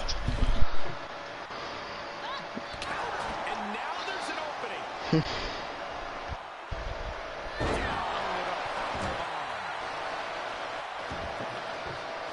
Oh man, I have returned. Come back, Woozy. Have you watched any of this match yet? I watched a lot of this match. Oh my God, what a great match! Yes, it is. Okay, I'm not finding it now. About him being, coming into the ring. Can't find the right article. I'd seen it here not too long ago. But yeah, he's got a granddaughter that graduated high school. Steps outside. What has she got in mind? Morgan, I think her name was. Yeah. Morgan Flair. Flair, yeah. Graduated high school. Interesting. So Well, she's then- old enough. I mean, you can get into wrestling, I think, at 15.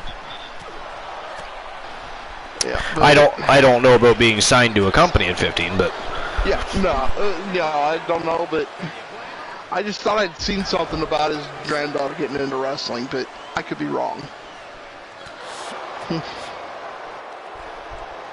Woozy Glenola was just going over a list while you were on your break, so he's just running down a quick list. But it's Megan Flair Oh, it's Megan Flair? Okay. is her, it's Morgan's mother.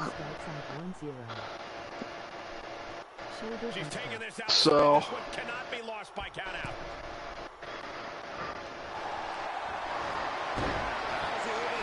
alrighty. All right. Well, Number anyways, 6. I'm gonna utilize my break time notice so that I can grab myself a fresh beverage. So I shall return. Alright. BRB.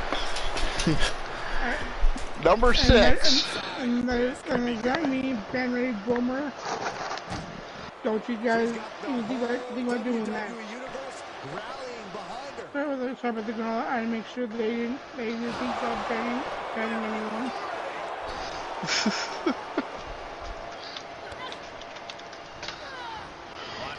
But number 6 is the Madison Square Garden curtain call.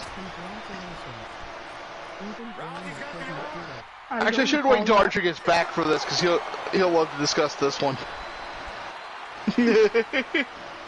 Yeah, I too have arranged this for Archer to tear apart. Yeah.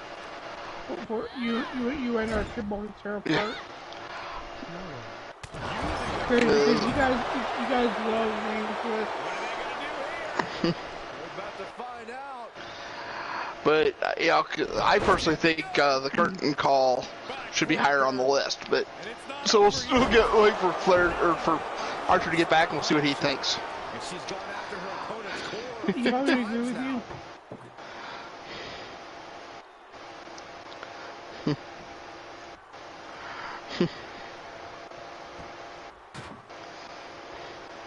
Oh, yeah, she is really showing her confidence.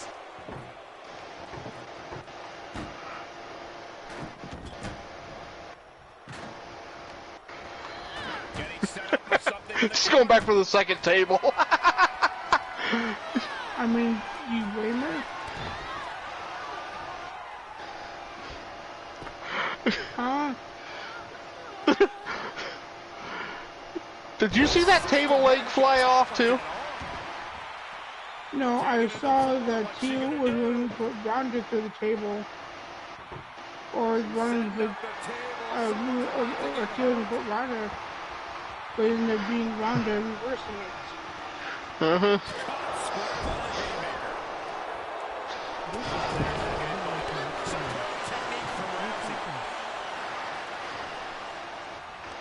Oh yeah. I agree with you, Froggy. This is one of the most violent matches tonight. Well, Froggy, you guys love violent matches.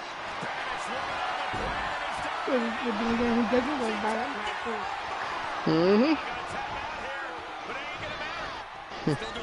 If the Wolfman was here, I can someone was at the damn table, he laid there right next to him. They could take a picture while the mayhem he caused. She sent flying into the corner. Well, am I wrong? I don't think he's done that since he was a kid.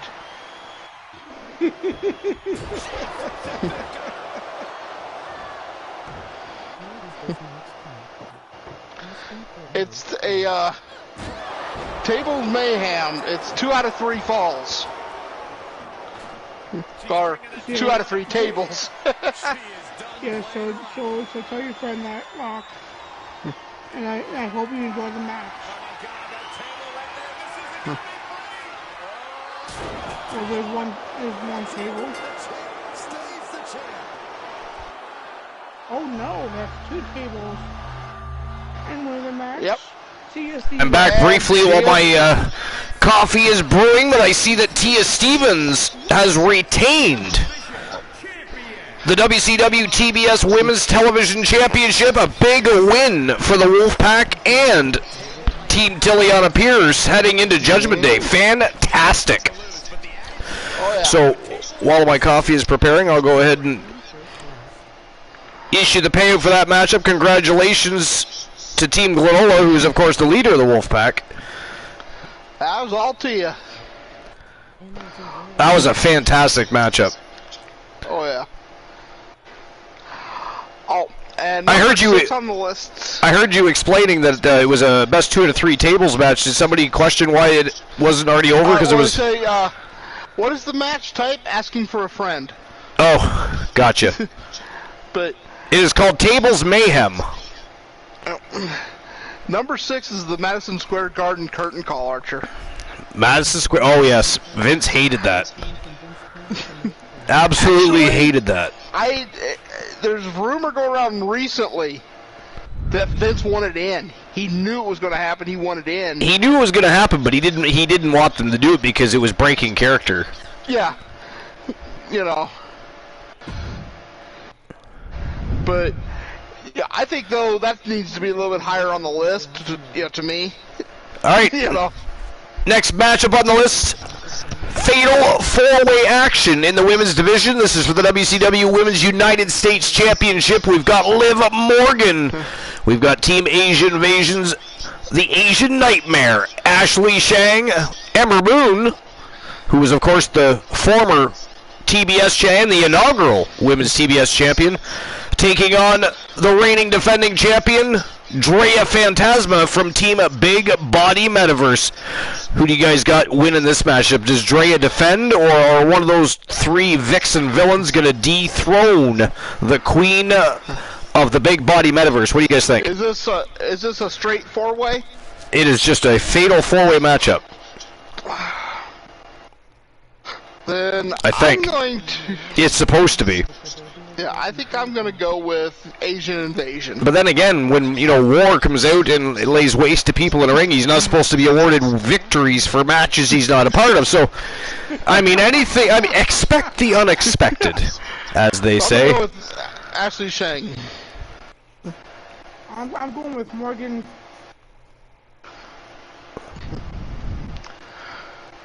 All right, so who walks out with the gold? Liv Morgan, Ashley Shang, 4 fingers and a thumb. Don't you be trying to trick us. How dare you AKO him immediately.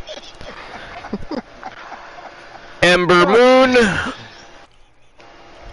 or the reigning defending champion, Drea Phantasma. But number 5 is very memorable. But I say it's memorable because of the way he handled it. Vince McMahon blows out his quads. Yeah, that must have been scary for him, actually, to be honest. Yeah, but I love the way he just, kept it going, All right.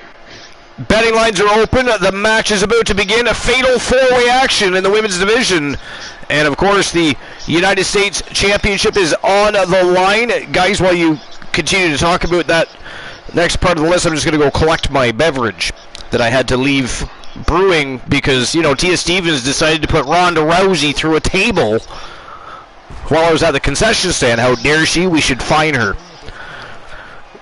I mean, we'll give her a bonus. Give her a bonus first for a retention and a huge win going in, but then we'll fine her for ending the match too soon.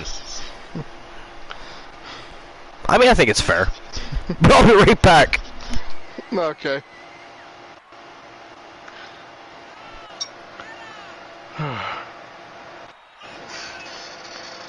Okay, so I'll wait again for Archer because I know he'll agree with this one, and but we'll get his opinion on placement. Exactly.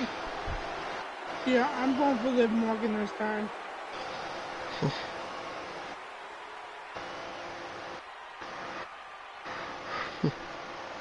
Do you know if anybody is managing Liv Morgan yet? I don't know.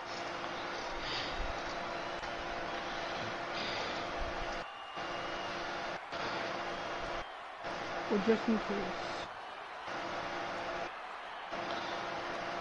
It's a special kind of person who can blow out both throats just from Here juggling. comes the war Liv goddess.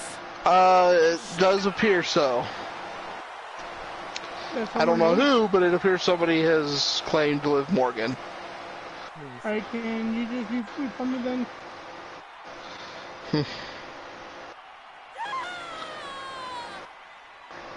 Um,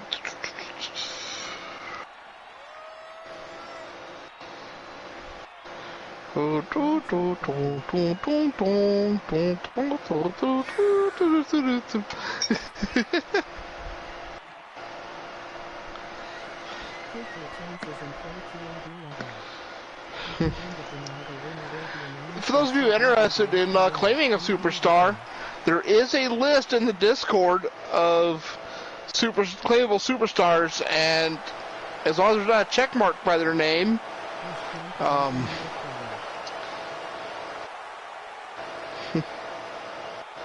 they're available. Here comes the self-proclaimed So, juvenile delinquent. there you go. I went ahead and refunded you, Woozy. Thank you, thank you.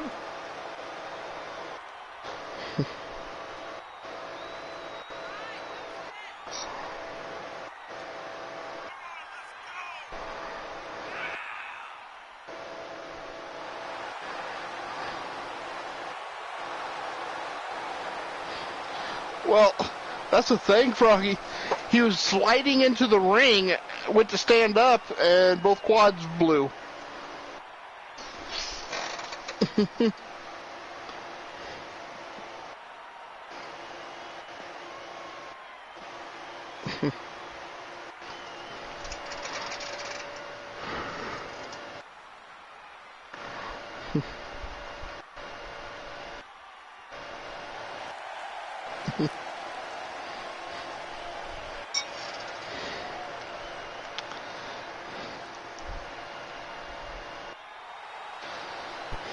Okay, thank you, Ruggy, but Liv's already claimed, so I can't claim her.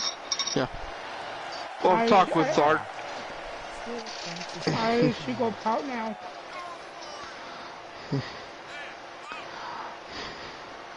Yeah, we'll ask Archer, who has lived, but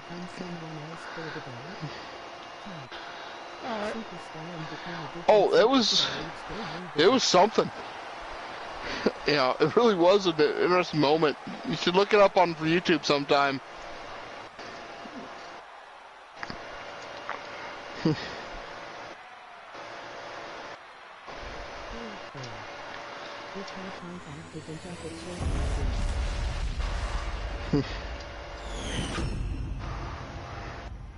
This title has been widely talked about and become many superstars' main focus.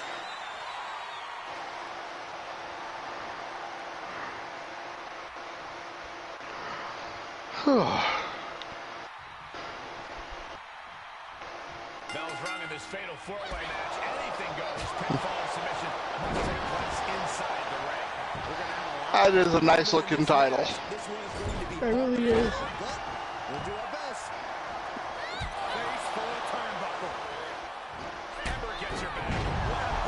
Come on, Liv, you can win this match. Way to steer clear. Sequence of reversals there.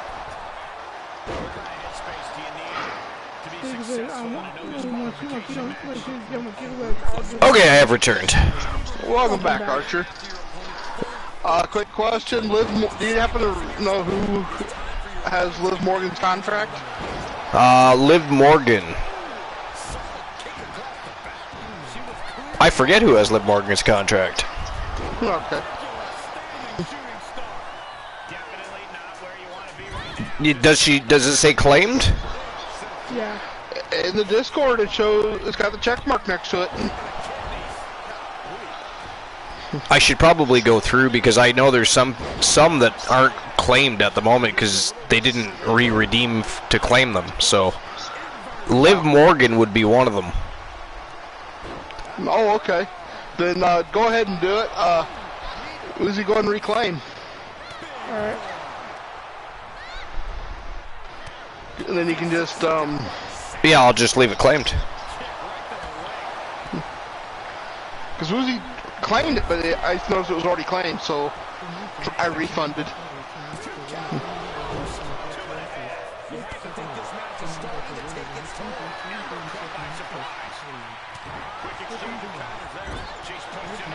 So there you go. All right. So Woozy is officially employing Liv Morgan under his team. Well. Come on, Liv. All right. So number 4 is another one that I think is in the wrong positioning. But Jerry the King Lawler suffers a heart attack on Raw. We just had that mentioned in the list not long ago either, remember? Yeah, I know. You did, yeah. And, you know... I forget why or what the list was, but... Yeah, I don't remember, but... You know, that is for a memorable, you know, for being memorable. You know, the part of it I remember most of all was just Cole repeatedly saying, this is not, you know... Yeah, well, I mean, people quite often assume a lot of the stuff is kayfabe, right? So yeah, like it was not part of the show. And, it definitely was not. And he didn't even try to do the rest of the show. You know, he just sat there and gave updates. I knew the minute it happened, it wasn't kayfabe. I knew it. This big old woman, he's talking, and next thing he just fell over. He was snoring. Wow, Liv Morgan just got a 2-for-1 special. Ember Moon was trying to climb the top turnbuckle. Well, she did climb the top turnbuckle, but whipped Ember Moon and she bounces off the turnbuckle. Then Ember Moon steps back down off the turnbuckle and falls over top of Drea Phantasma. That was awesome. Wow. But, you know, number 3 definitely deserves to be high on the list, and... TBS, I think you just redid yours, didn't you?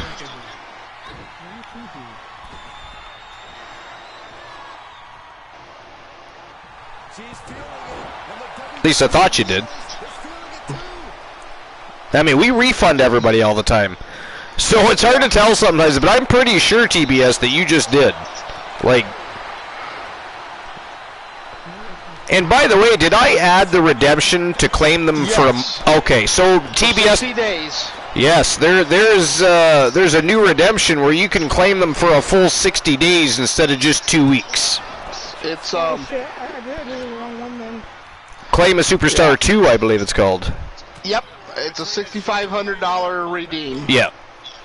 It's $5,000 for one, or, well, 2 weeks, or $6,500 for 1 month. No, for 2 days, or for 2 months. Is it 2 months? 60 days would be 2 months. Oh, 2 months, okay. Oh, that's right, I jumped it from 2 weeks to 2 months. Yeah, that's right. Yeah.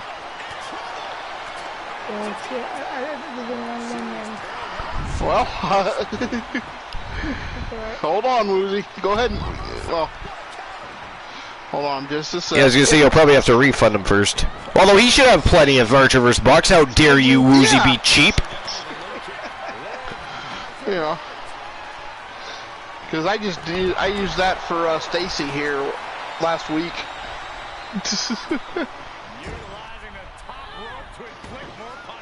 But there you go, Woozy. Thank you.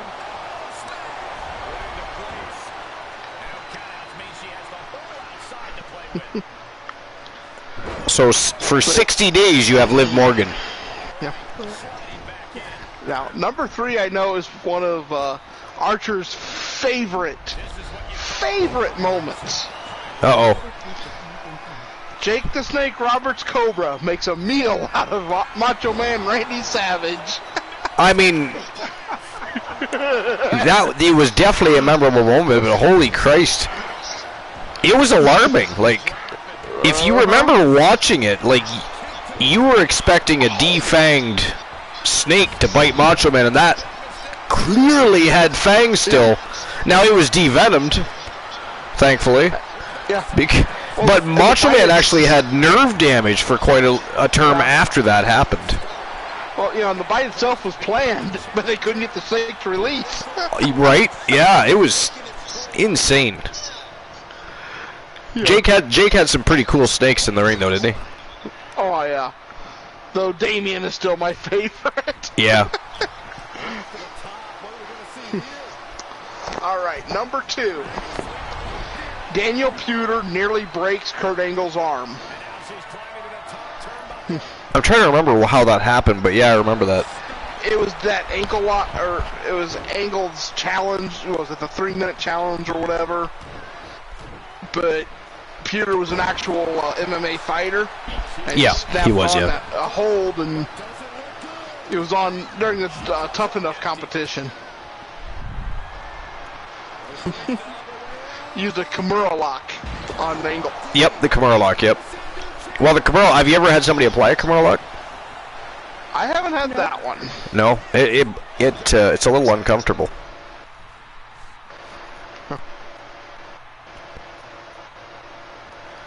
Froggy Moth legs. Ooh, keeping Mox in the pack. Ooh, okay. Mm-hmm.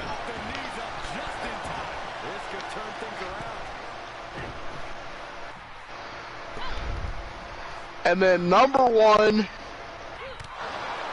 is another of Archer's favorite moments I'm excited. in history. Yeah. The Montreal screw job. Yes, indeed. You know what, though? I still love watching that match. I know, you know, yeah. I'm not talking about the aftermath of it and the screw job part of it or anything like that. That was stellar. That would probably be a 5-star match if you were ever going to call one. Yeah, you know, if you really think about it, I mean, that was, I believe, an hour-long Ironman match. That went to overtime. That was, yeah, it was 0-0. Yep. If I recall. Yep. No, you're right. You It know, was 0-0. Nobody had a fall. Yep. And then it went to sudden death. Yeah. But that one there, I agree with its placement. I think that's, you know, is possibly the most memorable moment. Oh, for sure. I don't think there's other than, okay, so if there was going to be another moment as memorable as the Montreal Screwjob, it would have been when Hogan turned heel for the first time and formed the NWO. Yeah, but this was for WWE only. No, I know. I'm just saying, if there was going to be another moment, that would be the only other one you could really put on that level of, oh my God. You know what I mean? And that was, I would have hated to be the janitor that night. Oh, people were pissed. You know, all that trash that was in the in the ring, people were hurling it. Hell, you know. Did she just do a backflip German suplex? She did. I was paying attention to the dashboard, but out of the corner of my eye, I see a backflip, and then all of a sudden, a suplex, a German suplex. And I'm like, what just happened? I want to see the replay of that. Holy crap! That was a hell of a.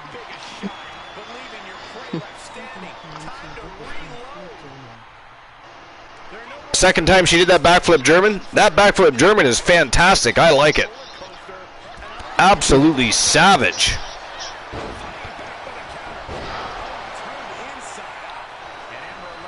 I tell you, this is one hell of a matchup. These guys are really putting on a clinic, and really, if you think about it, really none of them have had what you would consider the upper hand. It's just been, man, what a battle. Archer, I also have a ranked list for us. Ooh, a ranked list. It's not Taco Boy, is it? No. We will ban you. Just because you said that, I'm I'm gonna have to look, see if there's a new one. How dare you, sir? You're going to try and drive me mad tonight? I mean, It's been a fairly quiet, except for the beginning of the show, of course. Swear jar after swear jar. Hell, I even banned Woozy from a match. But other than that, it's been a fairly quiet night. But if you guys noticed, and I'm starting to wonder if the Wolfpack doesn't pay people off, but have you ever noticed that Starrcade is the least villainous night of the week? No, I'm serious. I mean, I guess we could say YTD Academy, but I'm talking about throughout the week when we have Wrestle War, Starrcade, and usually a tournament at some point. Yeah, my second list of the night is 10 most brutal Vince McMahon. Glenola. That is not funny, Glenola. Where's Joe Link? Joe Link. I'm in need of a band-aid, sir. The Archer. Damn it, I think he's busy. Alright, I'm out for like 10 minutes, I think. I think so. I could patch him off. That is disgusting. Yeah, but remember, you can only use it once a show, Woozy, so be sparing.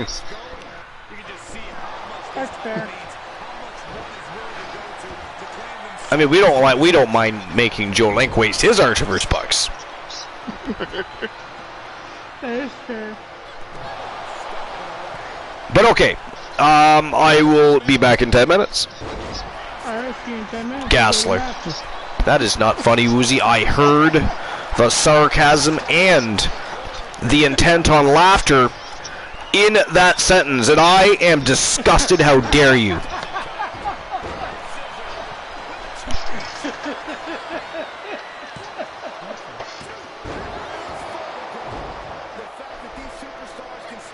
Come on back, Archer. Glenola's got like multiple personalities tonight. Mr. Bipolar, fire than frogs here. Swear jar. And then ban, no ban. Cut the cords, patch the cords. I'm confused. I don't know if I'm coming or going. If I'm banned or if I'm freed. I'm starting to have a complex here. I might need after this night. I might need therapy. Yeah, I could do what you did to me in the beginning of the thing. And yes, I did see Shang's coast to coast. That was crazy. So coming in number 10, we got Shopping to Forget Armageddon 1999. Sorry, which one? Shopping to Forget.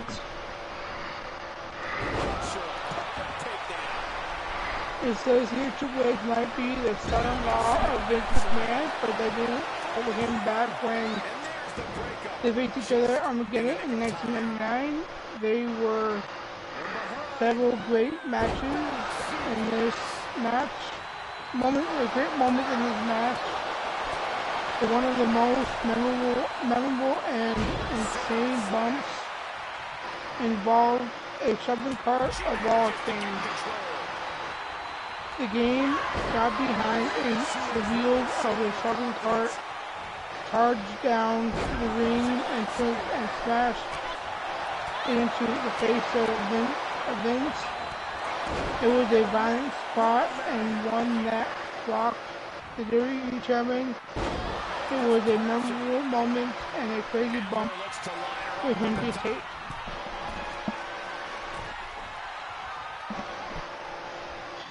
I remember this one too. Number 9,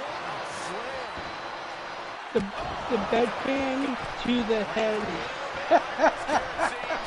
The bedpan heard around the world. That was fucking hilarious. God, Ember Moon just drop kicked Dre right in the face. That was absolutely vicious. It says here, Vince McMahon's greatest rival in wrestling has been Steve Austin. The two men have gone back and forth. Ah, look at that! Team Asia Invasion with a big night. The winner of the match and new WCW Women's United States Champion, the Asian Nightmare, Ashley Shang. Holy hell. That was a wicked match. And get that payout. We'll have to make sure we tell Master Lawless that his queen won some championship gold again.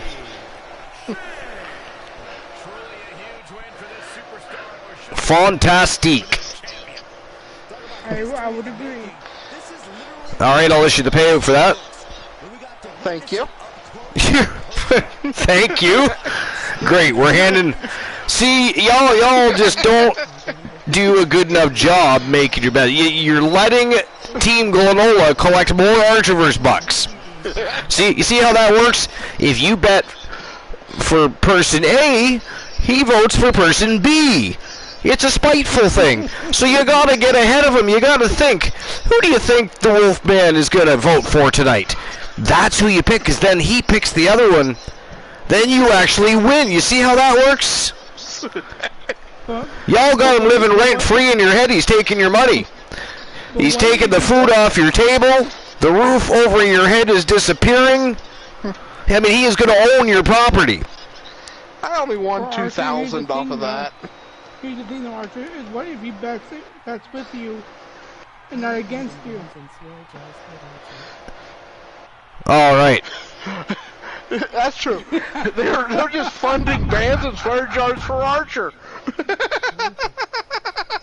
All right, next match of the night is for the WCW Women's World Championship. This is a triple threat matchup. And we've got the Queen of the Ring, Charlotte Flair, Bianca Belair. And, of course, the reigning defending WCW Women's World Champion from Team Christian Cool, Erica Ann Smith. What do you guys think about this match? Goon the Troll, welcome on in.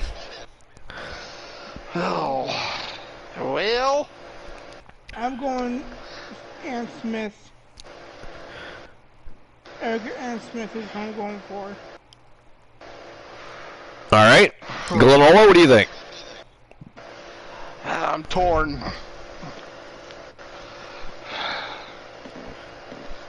I think... Me personally, if you need a little time to think about it, me personally, I'm going with Erica Ann Smith to retain here. Now, I'm trying to remember if this is an elimination style matchup or if it is straight up a triple threat. But I still think that Smith finds a way to win. She has been absolutely awesome lately.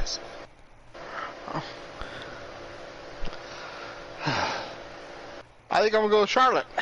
You gonna go with Charlotte Flair? I think so.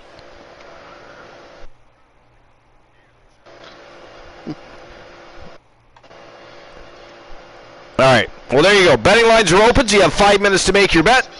And it is showtime and go time for the WCW Women's World Championship. Let's go. And back to you, Woozy Poozy. Sorry about that, I had to. I will be sure to yell Outcast gameplays after the show. Woozy Poozy, do not be spiteful to your boyfriend.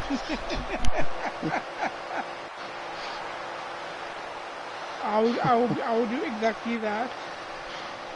But anywho, Woozy Poozy Puddin' Pie. Woozy Poozy Puddin' and Pie. Kissed a boy and made him cry.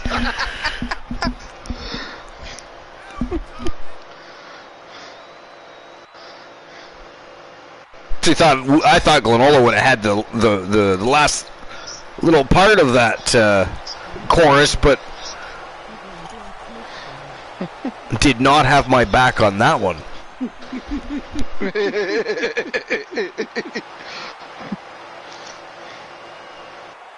You know, enjoy the silence for 10 minutes.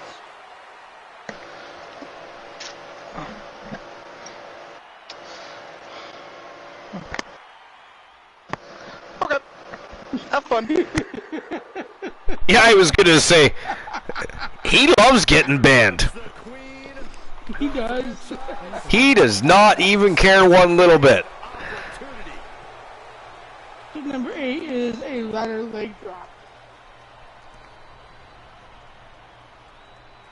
It says here Vince McMahon's WrestleMania 19 encounter with Hulk Hogan was a fantastic one, and it saw both men get extremely physical throughout.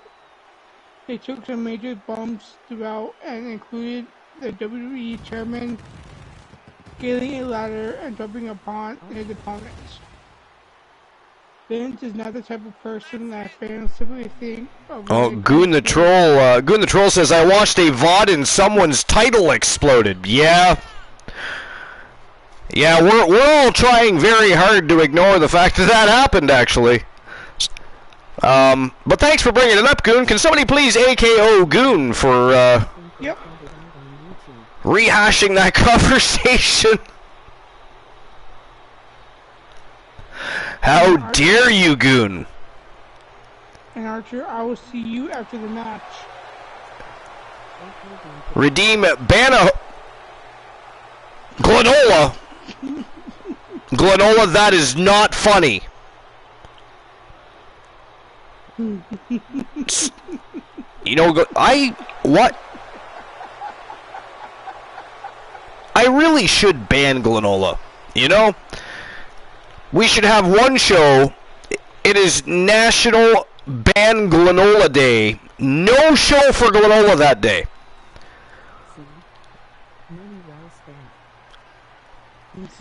That's not funny, Froggy. That is not funny. Somebody AKO Froggy Mothlegs, please. With pleasure.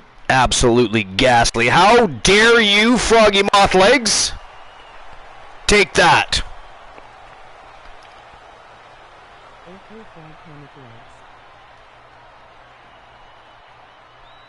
And here comes the WCW Women's World Champion from Team Christian Cool.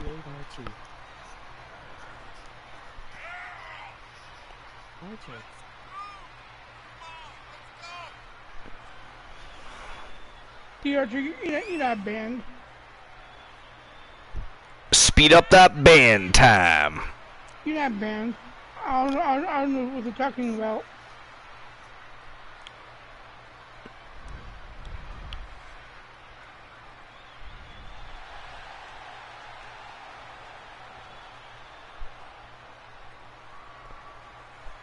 Erica Ann Smith, I mean, she was quick to rise to the top of the food chain, wasn't she? I mean, that's not even her first championship, but looks good with that WCW World Women's Championship wrapped around her waist, though. And you know Team Christian Cool is proud of Erica Ann Smith. Oh, yeah. That goes without saying. And number 7 on my list is Coast to Coast, WrestleMania 17. Mania 17. Another WrestleMania match that Vince McMahon had saw him compete against his own son, and of course neither of them held anything back in this one. They made this one as physical as possible to truly push the hate they have for each other in the storyline at that point. This led to one of the most devastating coast-to-coast in history taking place, as usual, Shane had a trash can placed in front of his opponent's face, but he delivered the move. That is not funny, Glenola, and you know what you've done? You want to know what you've done? And Flair gets that turn back on her. There's a snapmare. And a basement drop kick. Oh, did you hear that? Number 92.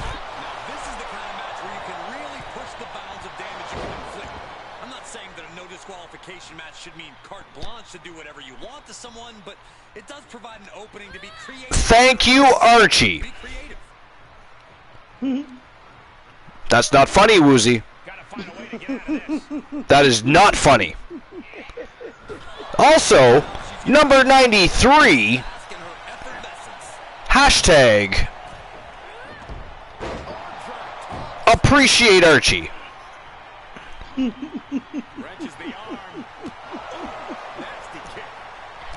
Thank you, Archie, and appreciate Archie. Both now on the list.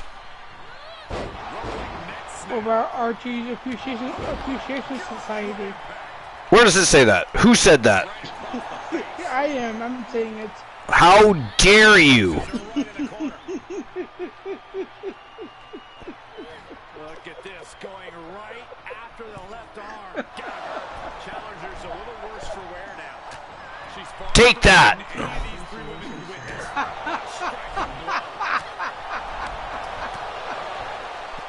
You know what? While we're at it, let's get real villainous.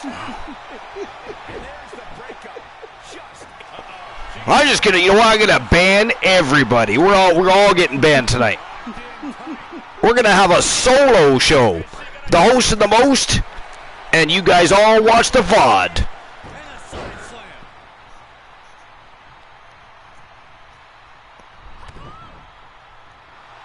This is her time to shine, and don't you forget. I mean, that's the first time you've been banned in a while, Woozy. It is. Like a hot minute. And Glenola. It's been you know, believe it or not, it's been months since I banned Glenola. I feel. Number 94.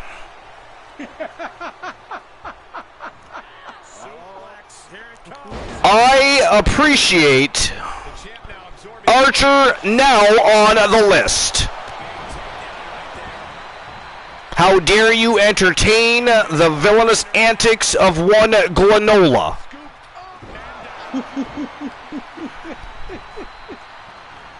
It feels good being banned. You are way out of your depth here. And a mud hole is being stopped. Bianca follows it. And another counter. I don't like it. All right, what's next on your list? A head-to-head with Kevin Owens. I can't see it because of freaking ad commercial on my screen. What? Is there really? How dare you not be subscribed to the Archerverse, Woozy?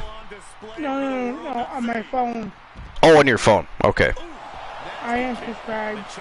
With the list. Yeah. DC, the VIP of the Army. Welcome in, DC. Thanks for being here. Welcome to episode number 383. As you can see, I'm taking a few shots back that were fired my way. A little ricochet, if you will. Archer being villainous. It was my turn to be villainous for a night, DC. Glenola and Woozy both got banned. Yes, they did. I feel vindicated. I'm sure you do.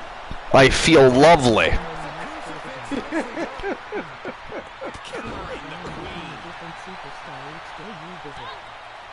So here, by the time 2017 had rolled around, Vince McMahon wasn't working inside the ring. Most of his age, so when he got physical with Kevin Owens, a lot of people were shocked. However, the WWE chairman doesn't do things half measures, and he was out taking a brutal bump at the moment. Glenola wants to shout out DC. He doesn't want to just shout out DC, he wants to shout out DC.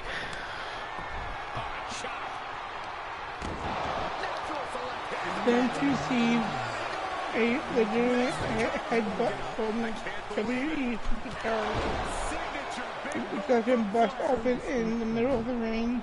It was an extremely dangerous spot for anyone to be taking, especially at Vince's age. He then followed that up with a frog splash for good measure. Owens truly making his mark here. I remember when he did that. DC already taking a little swipe at that self-destruction button.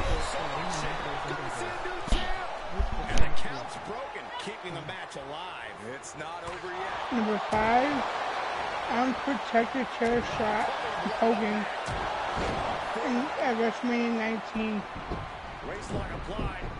WrestleMania, I really enjoyed WrestleMania 19 actually. While the latter bump was crazy to see it at WrestleMania 19. When it comes to danger, it was the unprotected chair shot that the WWE chairman took that really scarred people. This was a scary bump for him to take. Hogan swinging the steel chair is still directly at Vince's head, connecting flesh. Oh, that was like 2 3/4. The champion still in it to win it, though. Wow. Vince McMahon didn't put his hands up or even attempt to protect himself, which was something that most people would recommend. The danger factor in that spot is incredibly high. That is why the moment got a huge reaction from fans in the moment. Number 4, the elbow drop, WrestleMania 22.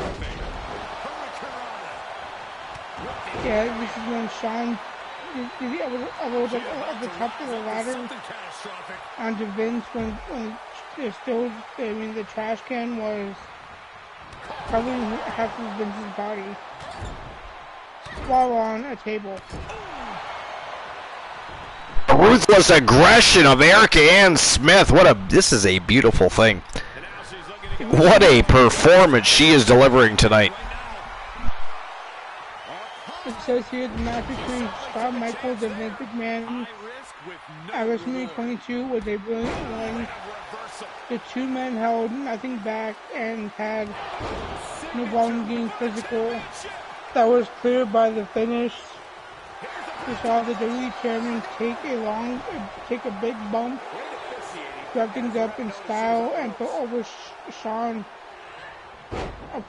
appropriately. This saw HBA climb a huge ladder to deliver a big elbow drop. However, as if that wasn't enough, the move put Vince through the... Appreciate that, DC. That's exactly what I was thinking.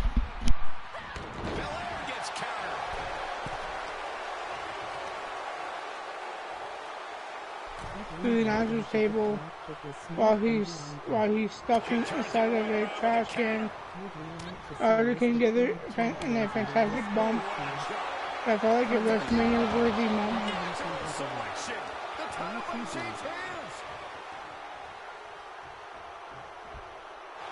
Number 3, bump from the cage. St. Valentine's Day Massacre, 1999. Not a fan of that. No. The steel cage match between Vince McMahon and Steve Austin is a classic moment from their rivalry, with the two men having a great encounter, which also saw the WWE debut of Big Show. It saw one of Vince's worst of ever taking place as he fell from the side of the cage to the announcer's table. Vince had his head had something to steal to create this moment, but he then flung himself backwards with real pace and distance, while he also landed awkwardly on the table below. The moment provided the necessary reaction, but it was a snarly looking bump for him.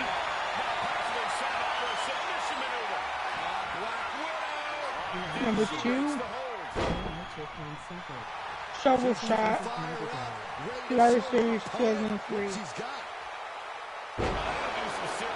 Anytime someone takes an unprotected shot to the head, the risk factor increases massively, and that was what took place during Mrs. Lamb Buried Alive match against The Undertaker. It didn't take long in the encounter for the WWE champion, or chairman, to be revived open, and that was made worse as things went on. At one point, The Undertaker brought out a shovel, which he smashed around the head of his boss. The dead man held nothing back at this moment, which led to a brutal-looking spot. It's the type of situation that would never happen today for a good reason due to how dangerous it is. Number 1. Choke on the bottom rope. Raw 1/11/1999.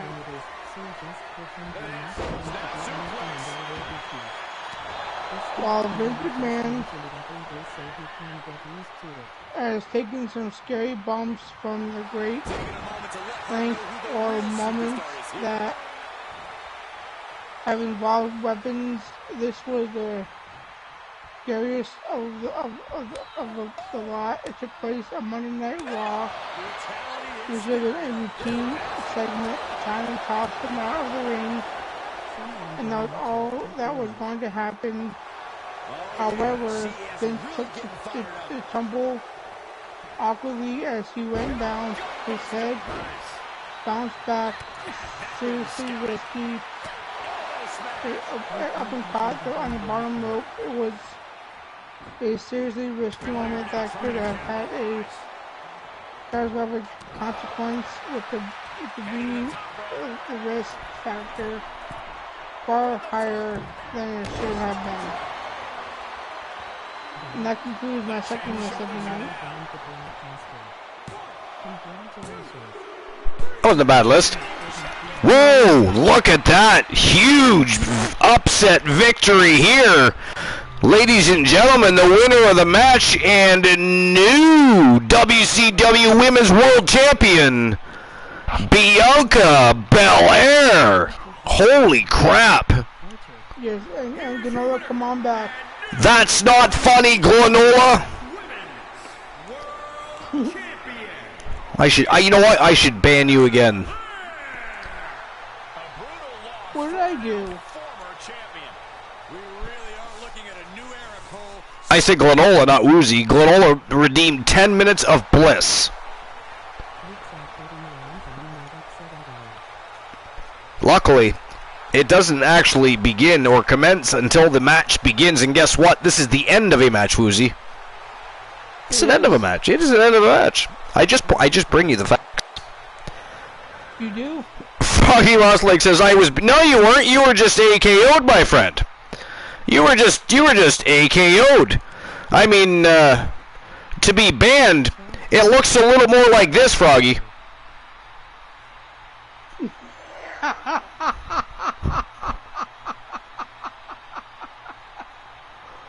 It does.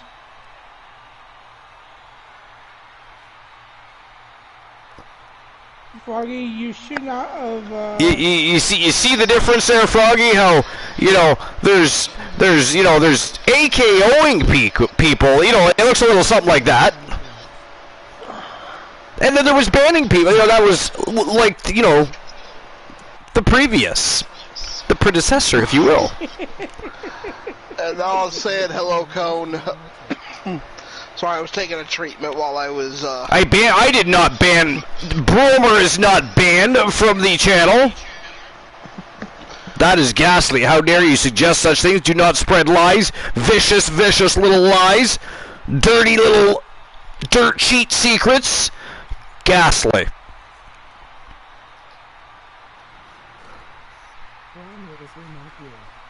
Alright, on to the next match of the night. We're officially entering the championship rounds.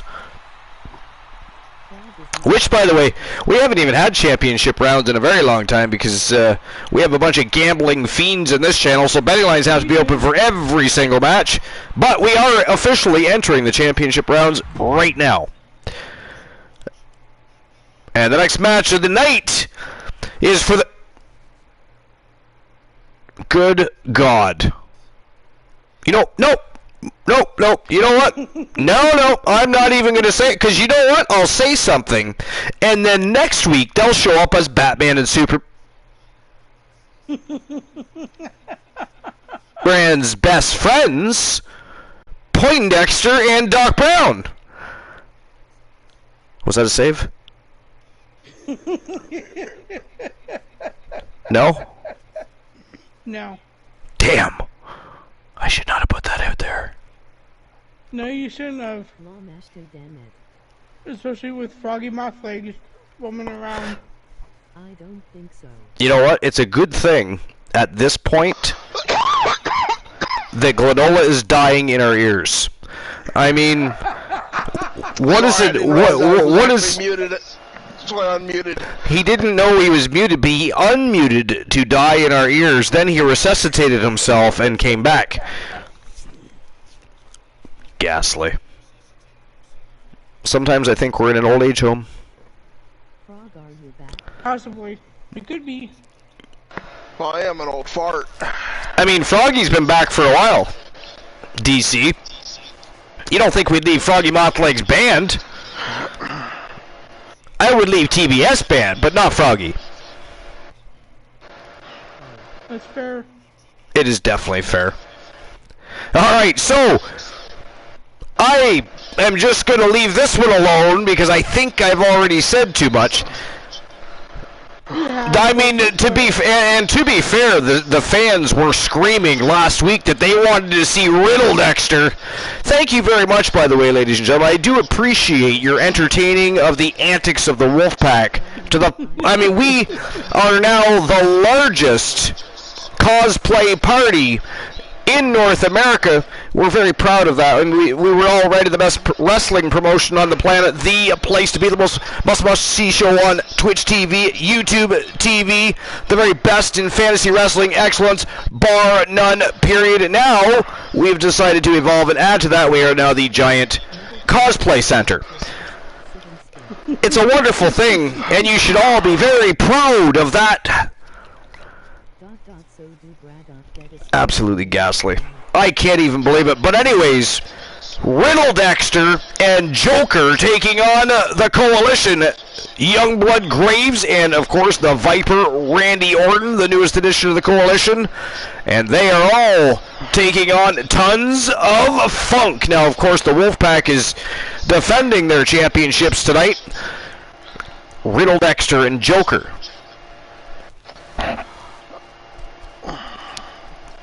My God in heaven. What is even happening here? Anyways, it is for the WCW World Tag Team Championship, and it is a triple tag team Hell in a Cell.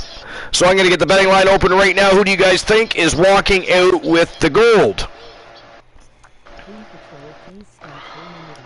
Actually, I have to issue the payout from the last match. That might be a good idea. That might be helpful. You shut your mouth when you're speaking to me, sir. How dare you? All I did was agree with you. That's all I did. And who, I mean, gave permission to agree? Wait a minute. Yeah, never mind. The person that got blissed.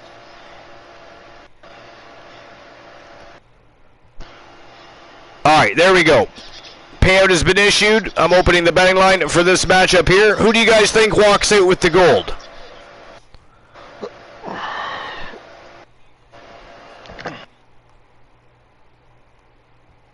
Coalition. Will it be the Wolfpack? No. The Coalition? Or Tons of Funk? The All-American Uptown B. Henry and the villain of the Archerverse, Kareem Key Woods.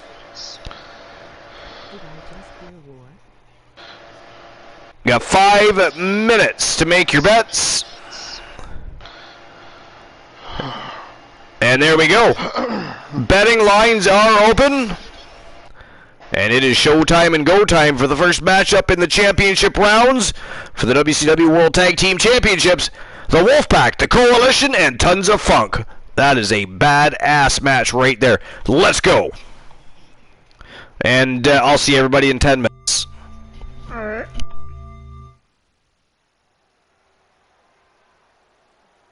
No, Lock, you do not just hear war. And DC, welcome back. Look who it is. I'm gonna you got another list for tonight? No, I don't.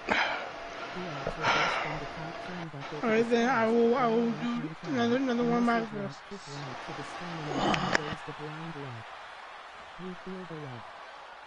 Thank you, Lizzie. Alright, now my next list is the worst WWE Tag Team Champions every year for the last 10 years. Christian Hard knows no boundaries, folks. It is absolutely ghastly. Hard nails are Number 10, 2021, Nikki ASH and Rhea Ripley. I would agree. That's not even been a thing last year. The number to win was skipping the rest. Bob's first distinct claim. A trope used far too often in modern day WWE, that odd couple of tag team pitting together two completely opposite personalities with them under them unable to coexist at first, but eventually find a way to work together. This was the case for Nikki ASH and Rhea Ripley, who each came off the back of 4 reigns as Raw Women's Champion. Their journey as a team had only just begun when they shockingly won the women's tag team titles. In fact, they wrestled just 3 matches as a team before winning gold. They had very little chemistry, and their reign consists of 0 televised title defenses, losing the gold in under 5 minutes to Carmella and Zelina Vega.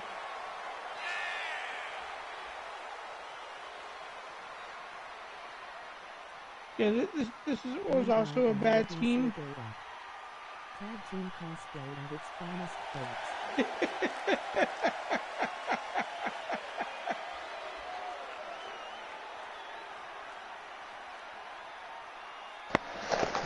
I will be lurking, guys, but I gotta jump off the broadcast, so have a good one. You too. Have a good night. Number 9 is, the year was 2020. It was Asuka and Charlotte Flair. The other titles had only been in existence for just over a year. They had plummeted significantly in terms of prestige, often used to add 8 singles used rather than focus on tag wrestling. The same was the case when Asuka and Charlotte Flair won the titles after the latter was revealed to be a surprise replacement for Lana. This was such a pointless reign, and the titles felt like more props on their shoulders as they dropped them just a month later anyway. Now this, folks, I will continue when Archer is no longer banned, we'll say, which will be about 6-7 minutes is when he can come back. But when he returns, I will come back. I will resume my list.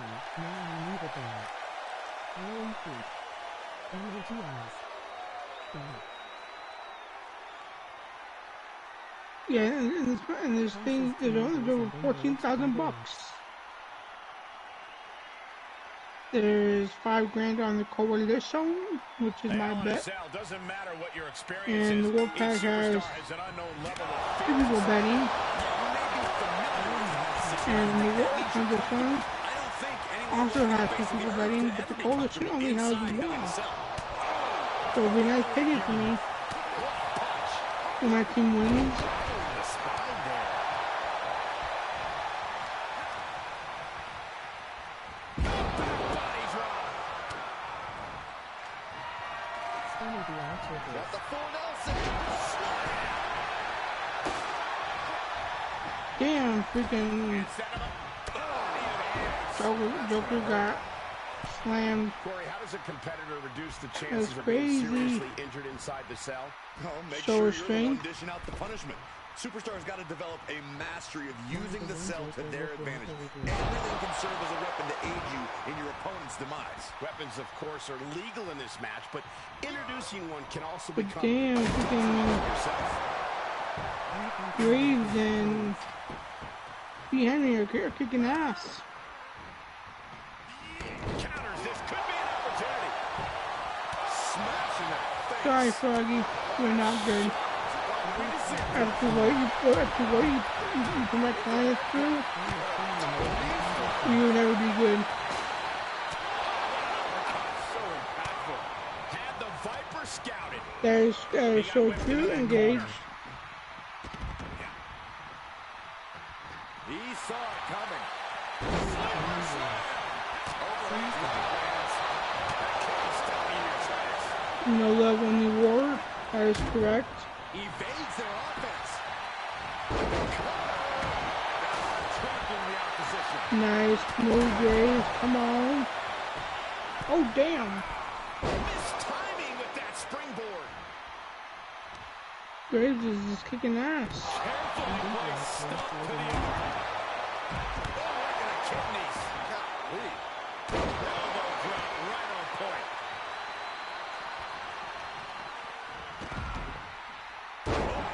I love my client. He's an amazing guy.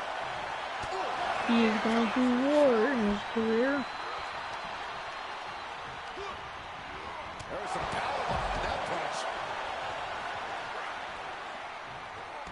And he has pushed off Joker, which is awesome. Come on, Graves. Show him what you can do. Joker, calm your shit. No need for that. Archer, you got about 5 minutes left. Hits him with the counter. Well scouted reversal there. Well, I guess me and Joker are working together. I don't know why, but I guess we are. Close fist connects. Even counting down. Setting him up for the Get him, Randy. great counter. Right connects. Saw it coming and got out of there. Overhand connects. And this might not have a pleasant ending. He turns it around. Oh my God. The challenger eating up some damage. Getting tossed.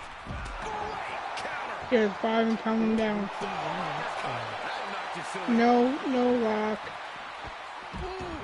4, 3, 2, 1, no. Right to the face. He's turning the tables.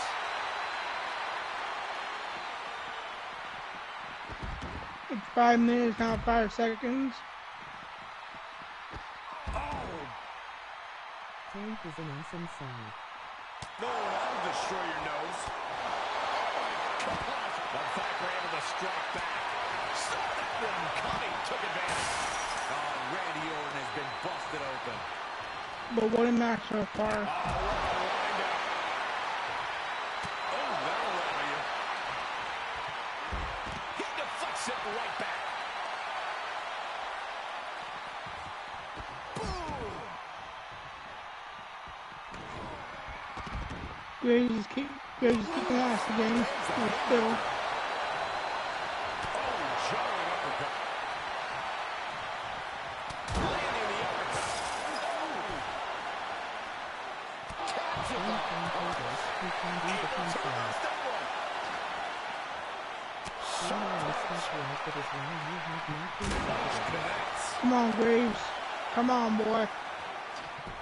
Take these titles and bring them to the coalition.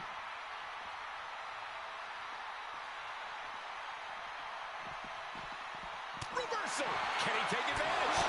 Unpacks a well-placed punch. What a punch. Oh, directly to the face. Oh, God. Oh, man. 2 minutes, Archer. Catches an uppercut. And now there's an opening. Damn, Graves is doing whatever the hell he can to make sure he him and Orton win. And he's doing a fine job at it. Oh, man. Damn. Damn. He's got the answer for that one. Ooh, he's also. He was like Graves. He was like uptown. He's turning the tables. Take your chances and play POD level. Big shot to the face. At the end of the night, the winner will be announced and said you be the lucky winner. Damn. Saw that one coming to the And he's being Joker.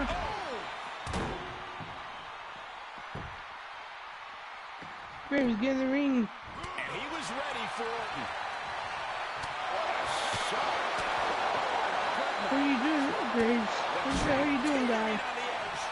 He can really Come on. stand to get back as good as he's getting right about Use now. your brain. Great wherewithal on the counter. Oh, strong impact. And it's reverse pain for that mistake. Each superstar Use your brain. tries this. That's all you gotta do. With an uppercut.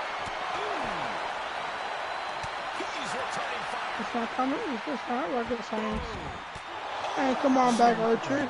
Your 10 minutes is up. What was coming there? Oh, gets cracked by the overhand. You've been freed from the cut the cords. Actually thought I had a minute to go, but okay, I will take the invite. Freed from oppression for the 3rd time this evening. How ghastly is that? But anyways, interesting matchup thus far, I gotta tell you. Each of these teams really pulling out all the stops. You can tell they all really badly want to walk into Judgment Day as the WCW World Tag Team Champions.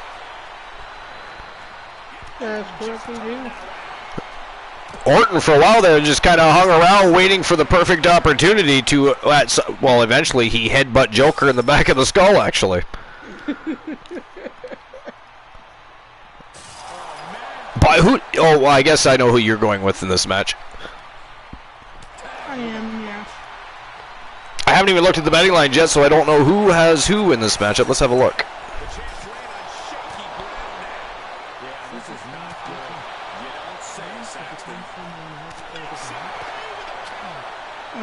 So there's 11,000 Archerverse bucks in the pool, and 49% voted for the Wolfpack. 35% voted for the Coalition, and 16% voted Tons of Funk. I was the one who voted for the coalitions.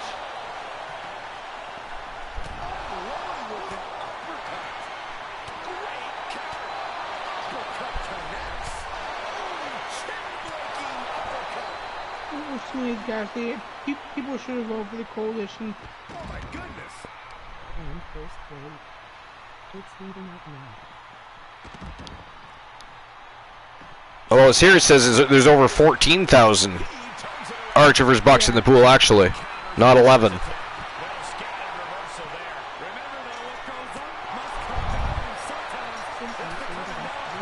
I think what it's telling me is the winner would get about 11,000 out of the 14 that was gambled, is what that is. Oh, look at this. Riddle Dexter and the All-American Uptown B. Henry on top of the cell. Things are about to heat up. You got a dope time. Oh! An AKO. Oh, good God, Joker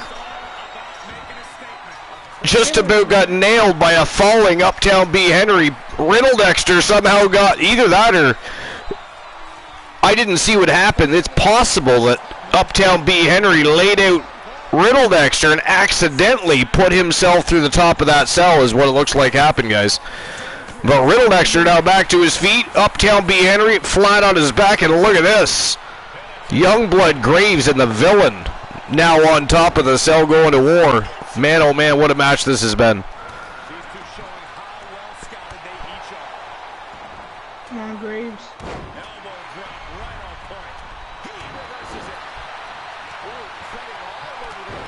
Graves looking to send the Villain for a ride. Big shot to the ribs, though, by the Villain. Oh! You didn't see it, but you heard it. Snap DDT by the Villain of the Archerverse.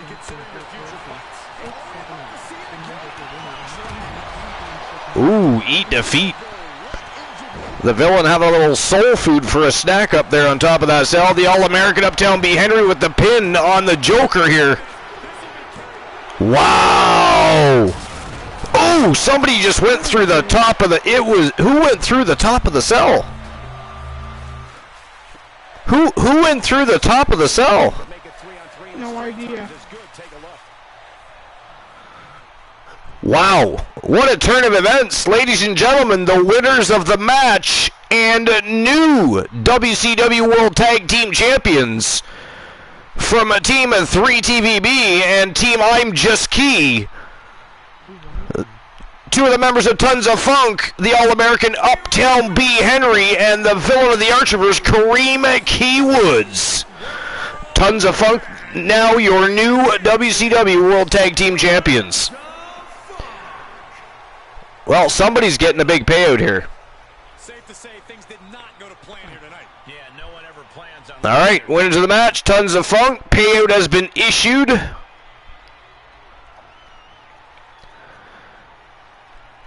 Wow, big win for Tons of Funk. Look at that, 666. You bunch of fiends. That is ghastly. All right, on to the co-main event of the evening.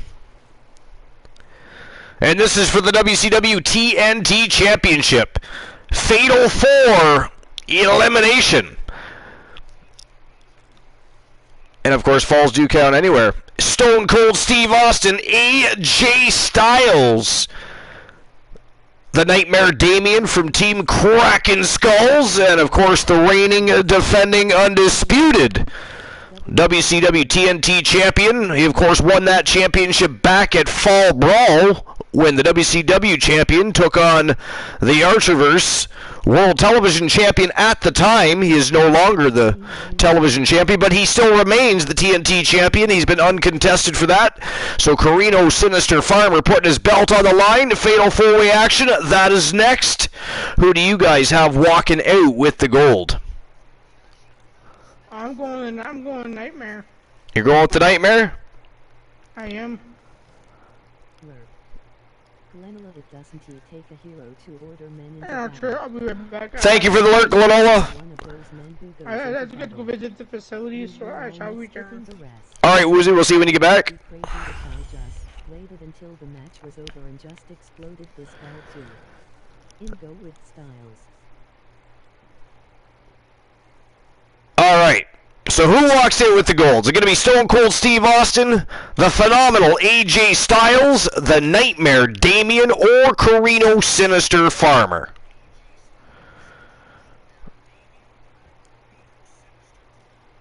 You have 5 minutes to make your bets.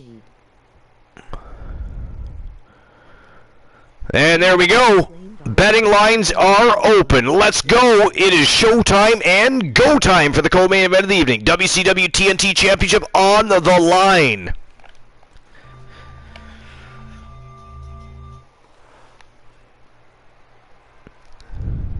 And here we go. Gentlemen, we are about to experience something phenomenal. Here's a man who can do it all and has done it all in short order here in WWE. Maybe the greatest in-ring competitor of this generation.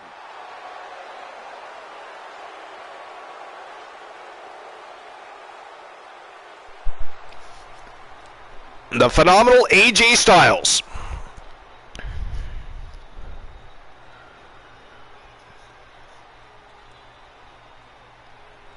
Enraged Battleox is going with AJ Styles in this matchup. TBS, who do you got? Froggy? It's a tough one. Not too many bets coming in. It is definitely a tough bet.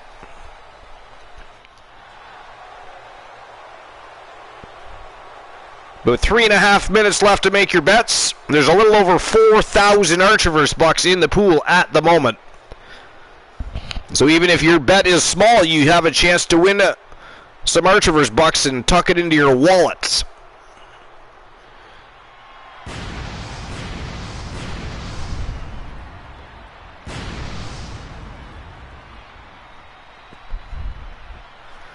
And here he comes, the Nightmare Damien from Team Kraken Skulls. One of the most feared men in the business, and one of the best big men in the business.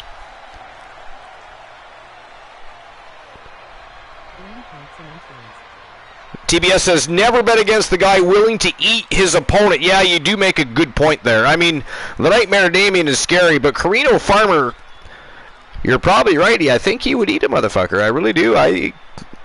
He is scary. There's a reason people fear him.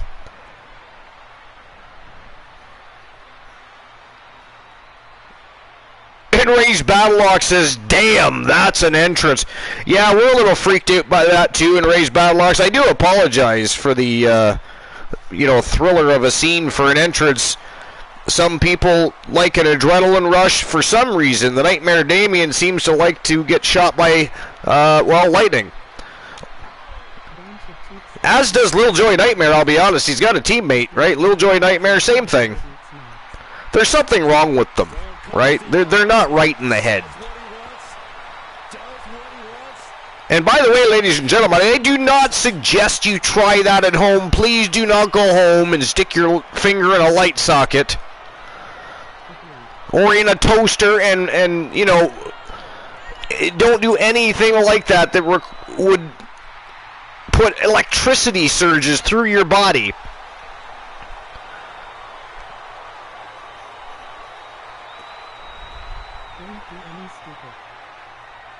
Enraged Padlock says, don't do any stupid.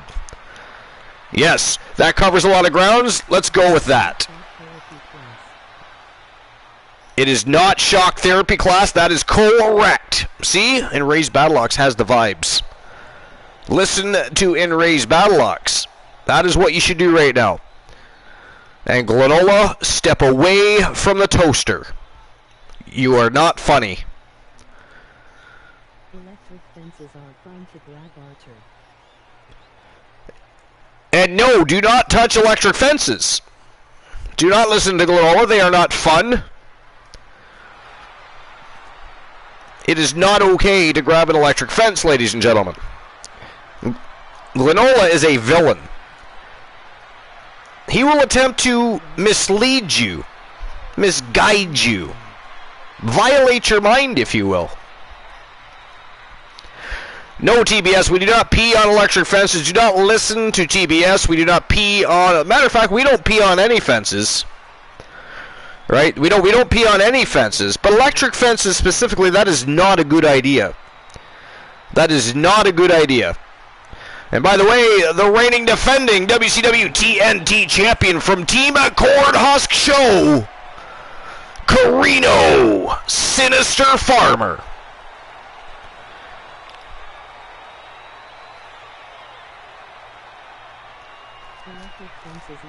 Man is a complete scary mystery, that guy.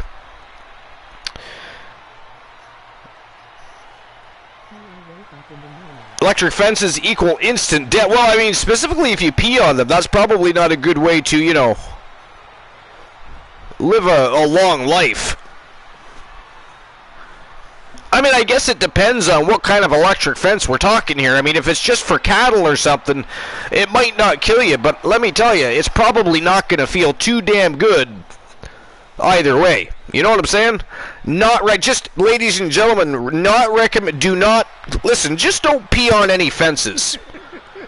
Okay? Let's just cover all grounds. Don't pee on any fences.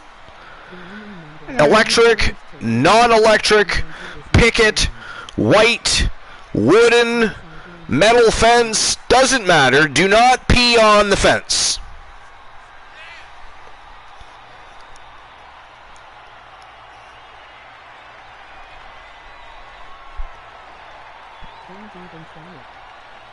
The only member of the Archiverse to lose a match to someone who is not in the match. Yeah, see, Glenola knows. Don't whiz on the electric fence. That is not a good idea. You know? You'll have a toasted wiener. I mean, you may as well wrap that puppy in a corn dog or grab yourself a bun and put some ketchup, mustard, maybe a little relish, some onions would be nice. I'm thinking some jalapeno peppers would be alright. Some banana peppers, Woozy. Banana peppers are good. They're good. You know? Have ourselves a barbecue hot dog. But it wouldn't be a hot dog, though. No, not steel cages either. We do not want to pee. Listen, if you pee on the steel cage, you're peeing on the canvas. Sacred ground. Somebody ban and raise battle locks for the thought of peeing in the squared circle. Ghastly. What is wrong with you people tonight? Is it? I mean, is it not enough to be villains and cause, you know, villainy with the bannings and the swear jars and, you know, whatever else you can possibly come up with? Actually, tonight's been fair, except for with Glenola and Woozy has been villainous tonight. I may or may not have gotten you know, a little on the villainous side earlier myself. I will not confirm. I will not confirm that. I will not confirm or deny that. I will not. How dare you try to throw me under the bus? How dare you? You did baby for that. Possibly. Who's that?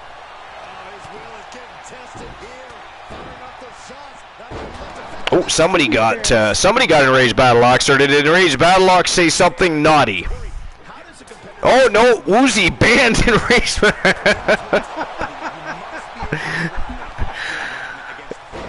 See, that's what I'm talking about. You see, though, how frustrating it is? You ban somebody, you really want to ban somebody, and you finally pull the trigger, and Glenola is right there. Didn't he say he was going on vacation or something? I don't know what he said, but it wasn't going to be here. As a matter of fact, he even lurked. Lurk meaning leave, meaning abandon, meaning leave hang high. No, engage battle rocks. Do you want to be on sacred ground? It's actually enraged, not engaged. He's not an engaged ox. I mean, he's not in mating season with a female ox. Enraged. He's angry. He's got a temper problem. He probably needs a little therapy, especially after coming to the Archiver. Actually, I think anybody that visits the Archiver probably leaves needing therapy most times. To be fair. And to be fair, I blame that Christian Cool. Santa Claus is to blame for all of this. All of this. Okay, and Red Battle Ox, I banned your ass because you wanted to pee and it's still okay with me. And we also blame Joe Link, by the way. Right? And we also blame Outcast Gameplay as well. Exactly, Froggy. To be fair, Santa Claus and Joe Link are naughty. They are, but you can't put them on the naughty list because he is Santa Claus. You put him on the naughty list, then none of you get presents this year. Although, to be fair, your presents are going to end up being like dildos and lingerie. And it won't fit because he's into midget porn, so it's going to be like off of Cabbage Patch dolls and stuff like that. Your gifts this year, ladies and gentlemen, are ghastly. I apologize. It is what it is. But you kind of did enrage. TBS says, "Don't kink shame me. How dare you?" I'm at rock bottom your spine. I mean, A-Lock, did you want an AKO? We all do drugs in Ray's Battlelocks. In Ray's Battlelocks, he's having himself a party. Shock therapy needed for all. We do not need shock therapy. There will be no shocking people. There'll be no cattle prods, no peeing on Did we not already cover this? Did we not? We did. Somebody AKO in Ray's Battlelocks, please, for stirring the pot and bringing up an old conversation like a nagging ex. Okay, hang on. How dare you? Inmate Battlelocks, know you roll and shut your mouth. Yo, it's just shocked. Who is that? You villainous bastard. That's gotta be TBS. It's gotta be TBS. How dare you, TBS? AKO him too. AKO him too. Okay, hang on. How dare you create a secondary account just to come in and troll? You villainous little bastard, you. So last night, I did something for the Instagram stream, and Cole asked me to time out evil things. Glorola just removed your. Oh, I'm used to it. On Blind Locksmith and in Ray's Battlelocks. Well, you know, He's working overtime tonight. No, the traitor took a little fucking bastard. He needs to go straight. Traitorous, treacherous. Little bastard. He needs to go straight. Goon the Troll says, wait, I can't be a troll on my second account? Somebody AKO Goon the Troll for stirring the pot. How dare you, Goon the Troll? That is ghastly. Goon, we told you, do not entertain the antics of Glanola, of TBS, of Froggy Moth Legs, of Santa Claus, or anybody above that we have not mentioned, but you know are in the chat room. Actually, Cool's not in the chat room, but we're blaming him anyway. Come on, Granola, quit. We made them fun. What energy in this arena tonight. I'm getting goosebumps. The determination of the challenger keeps this. Glanola's on a roll, removing everybody's timeouts and bans tonight. How much one is willing to go to. He is. TBS says you use a second account to troll. Why? All right, Glanola, have a great night, buddy. Thanks for being here. Appreciate you and all your villainy. And Glanola, don't forget, tomorrow night, 10:30 p.m. Eastern Standard Time, we are live with YTD Academy episode number 3 over at the Shark Tank, live on YouTube. And by the way, there's some, if there's anybody that hasn't already subscribed to the Archiverse on YouTube, if somebody wants to drop the YouTube link, we're at almost 300 subscribers. We're on our way to monetization. The action is hot, and we've got our 3rd episode of YTD Academy tomorrow night. So do feel free to join us. It is a great time. I mean, there's a lot less villainy because until we're monetized, it is a villain-free zone. But it is great action over at YTD Academy. You got newcomers looking to rise up the ranks. You got veterans looking to push them right back down the ranks. But they are all looking to hone their crafts, better their abilities. And it is a fantastic, fantastic time.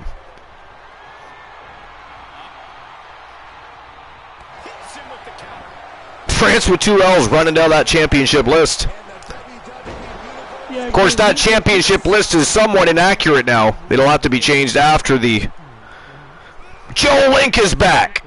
Joe Link, you've been missing a lot of villainy. A lot of villainy you've missed tonight.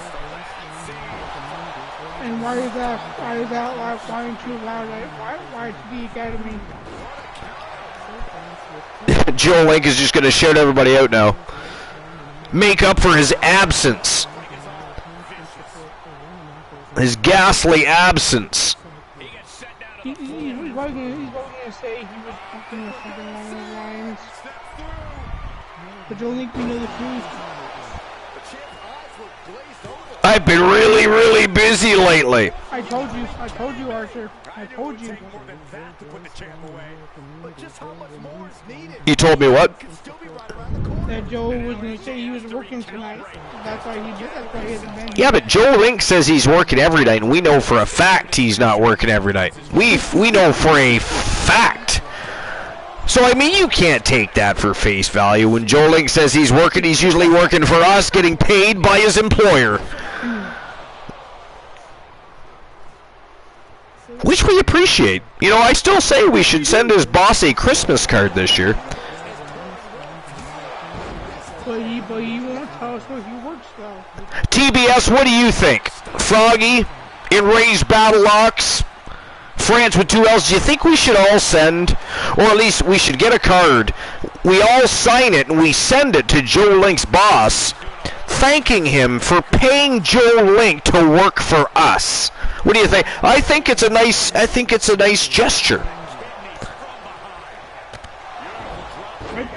I agree with you, Archer. It is a good gesture. But we have one. TBS says I'm in. Yes, we have one to sign the card already. You got 2 to sign the card. I'll sign it. Then that makes 3 because I'm in. Yes, now that is the vibes. Joe's Boss Appreciation Day. There you go. That's what we're going with. Sounds like a revolt.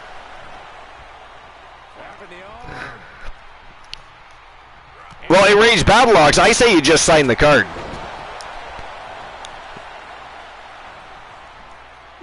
Enraged Battle Logs, you have 2 choices. Sign the card or get AKO'd. Sign the card or be AKO'd. Your choice. But you've been warned. You say out, you get AKO'd.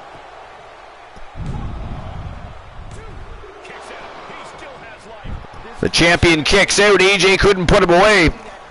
Ooh, the Nightmare Damien actually got caught showboating there, looking to rile up the audience, and he got attacked from behind by the Phenomenal One. And look at this, Farmer might get the same treatment. Ooh, Farmer did not fall for that shit. You got 5 seconds to answer on matching in 4 years. Pardon me? I'm telling you got 5 seconds to give us his answer. Oh, yeah. Sign or AKO. Ooh, nice sling blade by Carino Farmer.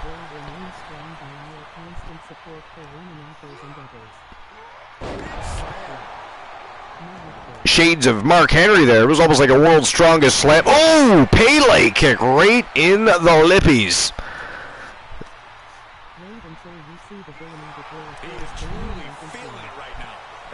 There's definitely times where the Nightmare actually looks human, isn't there?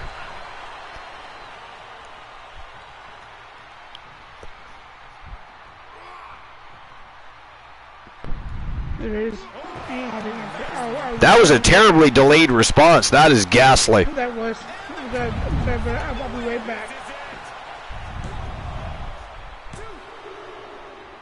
Wow, Carino Farmer has been eliminated, ladies and gentlemen. We are guaranteed a brand new WCW TNT champion. Let's go.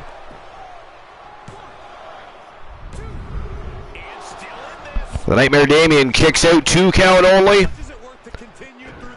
Still in it to win it, but AJ right back on the... No! Nice reversal, big back body drop by the Nightmare.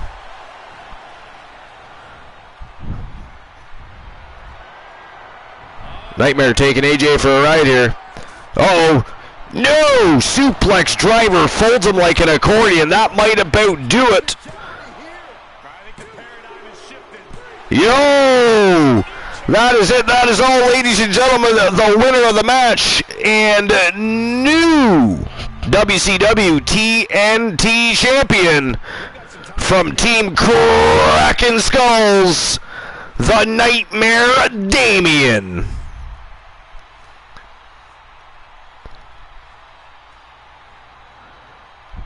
Wait until you see the villainy that occurs if Damien doesn't win. Well, guess what? Damien did win. Wow. Oh, look at him bully AJ. Look at him bully AJ. Absolutely savage. This match for a long time coming. Talking about where they were when the title changed hands. Yeah, and we had the distinct. Well, I mean, Goon, we don't exactly have a say over who wins the match. Henry's Padlock says, boo! Well, whether you like it, you don't, or you even hate it, the fact of the matter is, Team Kraken Skull's Nightmare, the new WCW TNT champion. And I'll issue the payout for that. Just give me a moment.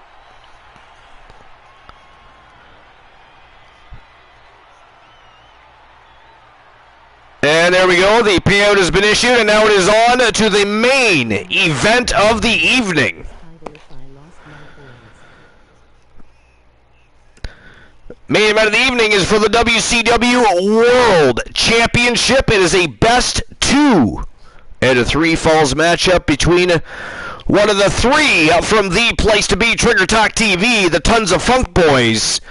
Reese the Voice Williams from Team 3 TV Reese, looking to become the WCW champion. He has to go through the now two-time WCW World Champion Drek from Team Deadrek. But who do you guys got winning the gold? Who walks out with the WCW championship?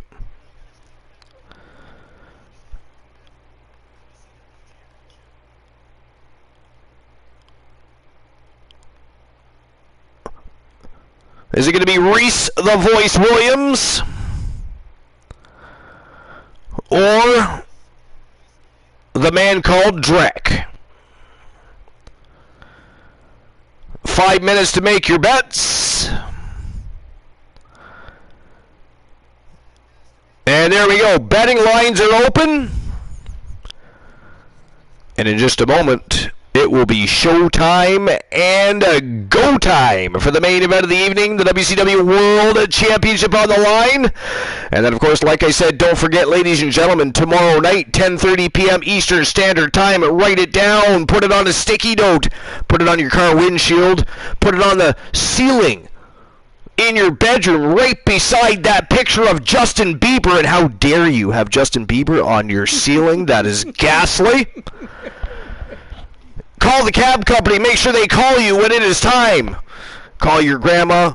Call whoever you have to. Make sure you get that call, that notification when the Archivers TV goes live with the late night place to be in the most must-see show on Twitch TV and YouTube TV tomorrow night.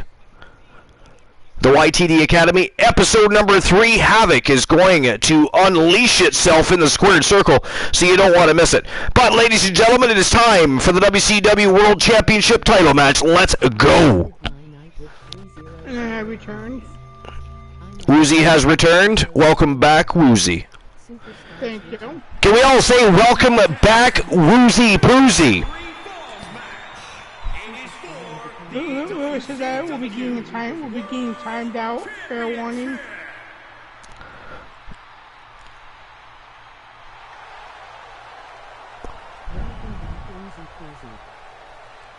Well, I can't. Welcome back, Woozy Poozy. Come on. Jump on the train, ladies and gentlemen. Don't be afraid of Woozy. Are you guys scared of Woozy Poozy?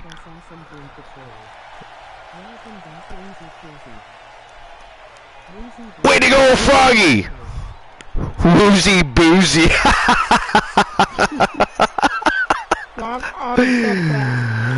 And look at that, the brand new WCW World Tag Team Champions coming out in tow with Reese the Voice Williams.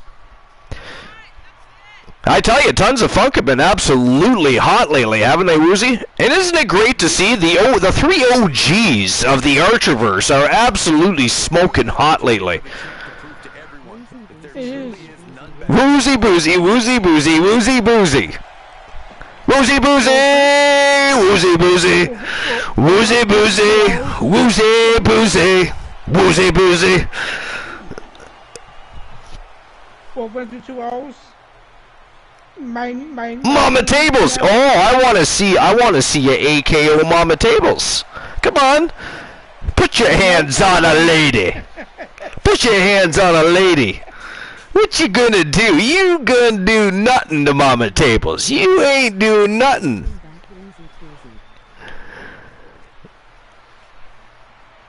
France with 2L says, welcome back, Woozy Poozy. That's the vibes, France. Goon the Troll, those are the vibes. Keep it coming.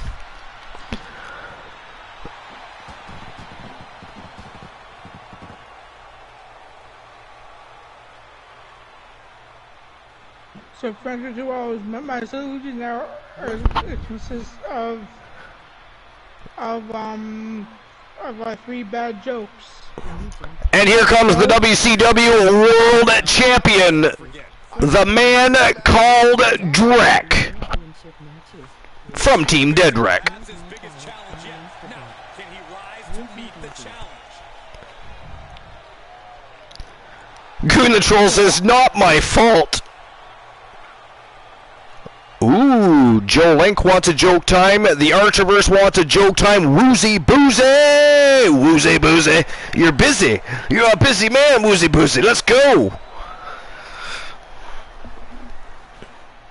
Entertain the masses, if you will. Oh, I am. I'm looking for 3 bad jokes first. Looking for 3 bad jokes. Why do you need 3 bad jokes when you have 2 joke times? How dare you? Did you hear that, ladies and gentlemen? He's going to prepare 3 bad jokes for the 2 joke requests. No, because I saw Woody was redeemed as well. So my solution now. Froggy says, all I can hear is Woozy Boozy to the tune of Woolly Bully. Thank you, Mama Tables and Archer. He is the WCW. Well, I mean, I hope that's how you heard it, because that's how I sang it.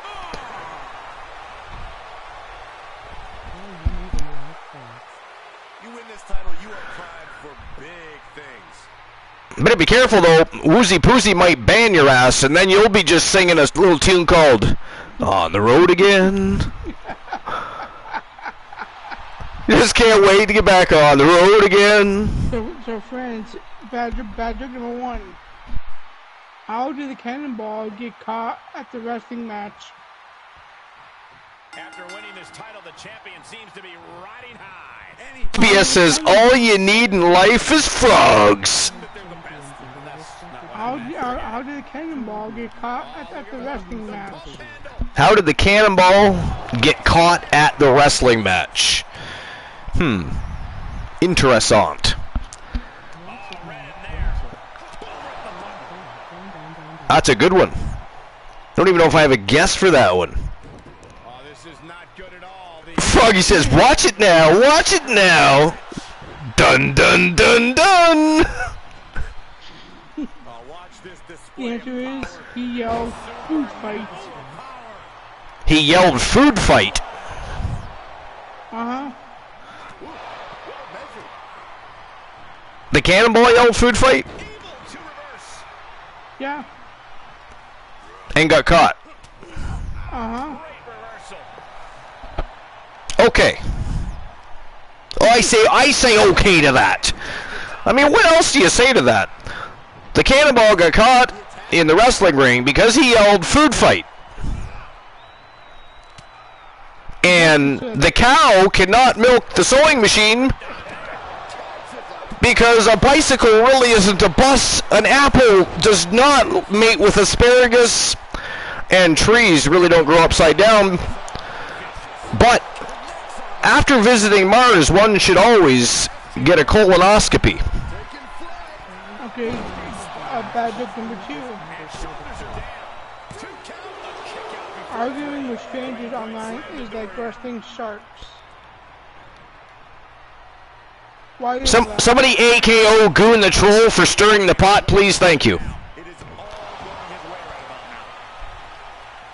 Byron, what is the thought of Okay. being locked in a submission move during the first fall? Do you fight through the pain or tap out quickly to lose the fall but avoid serious injury? Tough call, Michael. 300 seconds of pain, baby. Nope. 5,000 seconds. Now that's excessive, but I like it. That is excessive, but I like it. Why you too? Good in the Troll says, face me. Or sorry, France with 2L says, Good in the Troll, face me in Tekken right now. I actually like Tekken, France with 2Ls. Do you actually play Tekken?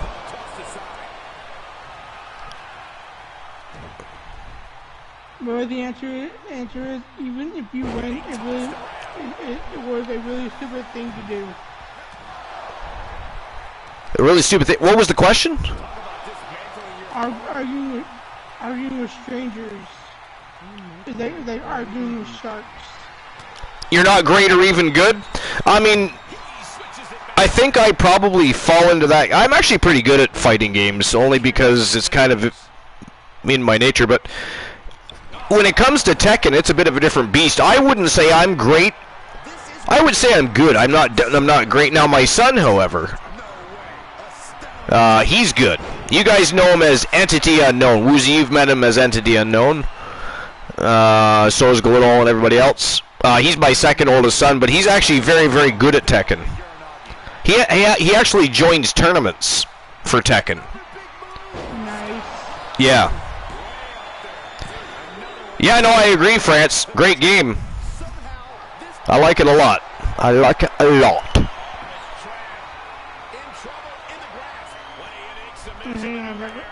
My phone just died, so my phone has to charge a little bit so I can do more bad jokes.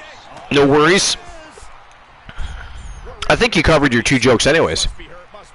I did, yeah. Yeah, so you at least did that.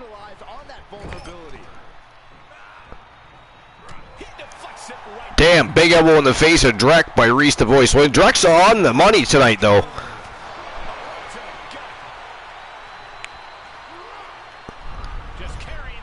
The champion's doing a good job of keeping the action pressed and keeping the momentum shifted in his direction.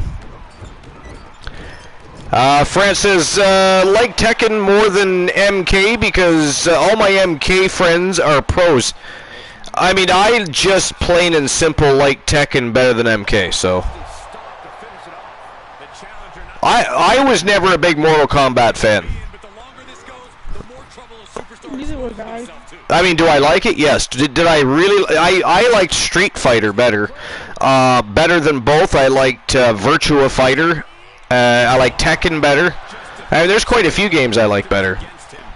I just wasn't on the MK bandwagon.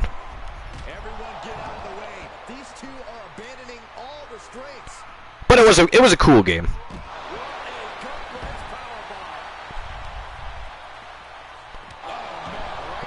I think the coolest part of Mortal Kombat isn't necessarily the fighting. I think it's the story.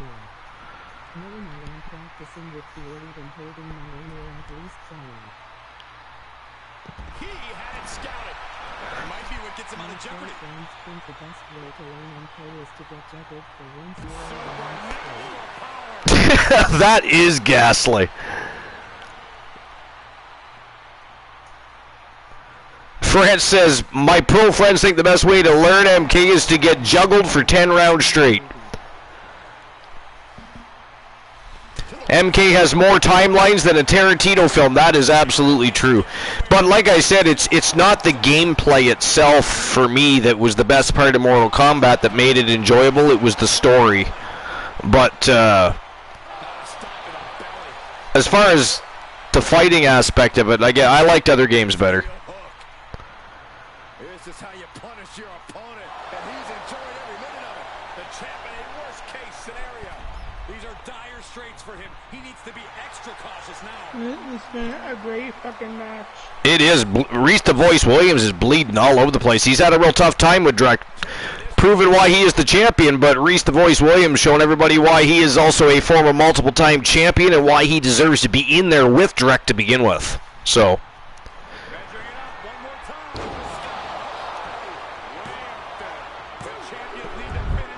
Oh, 2 count only. Crazy. And don't forget, it's a best 2 out of 3 falls match. He must be thinking about plan B at this point. Dropped him right on his larynx. Froggy says 2 count.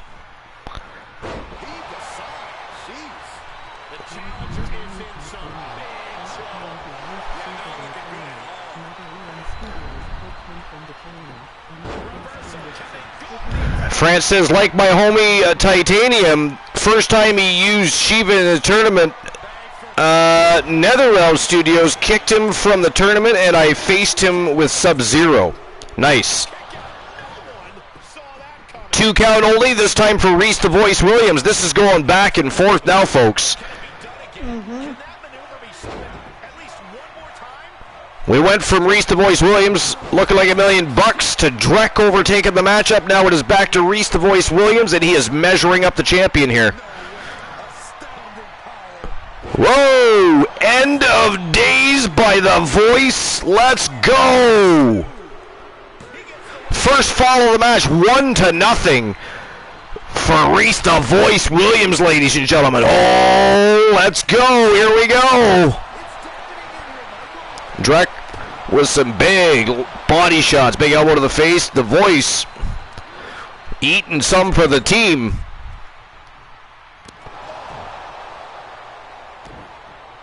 Drek trying to stop a mud hole in the chest of Reese the Voice Williams here.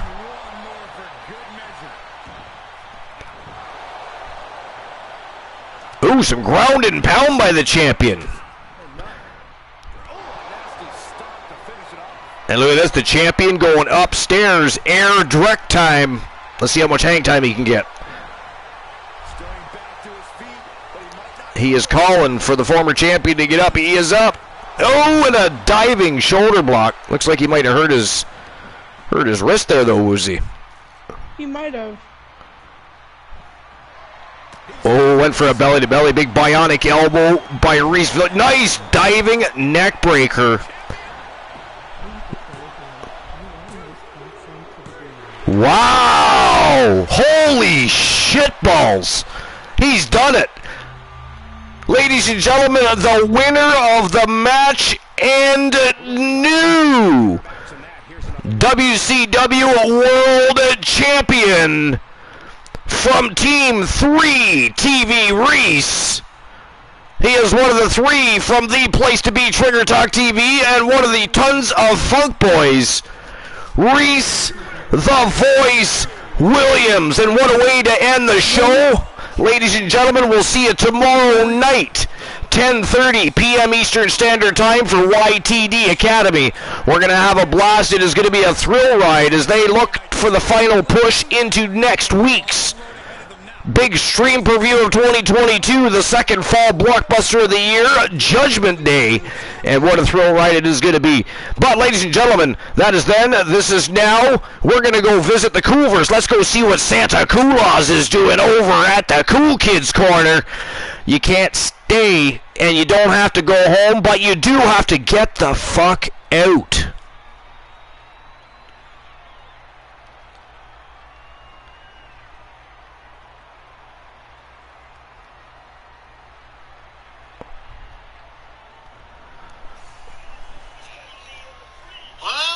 Well. Looks like we're getting raided on my end. Archerverse coming in with the raid.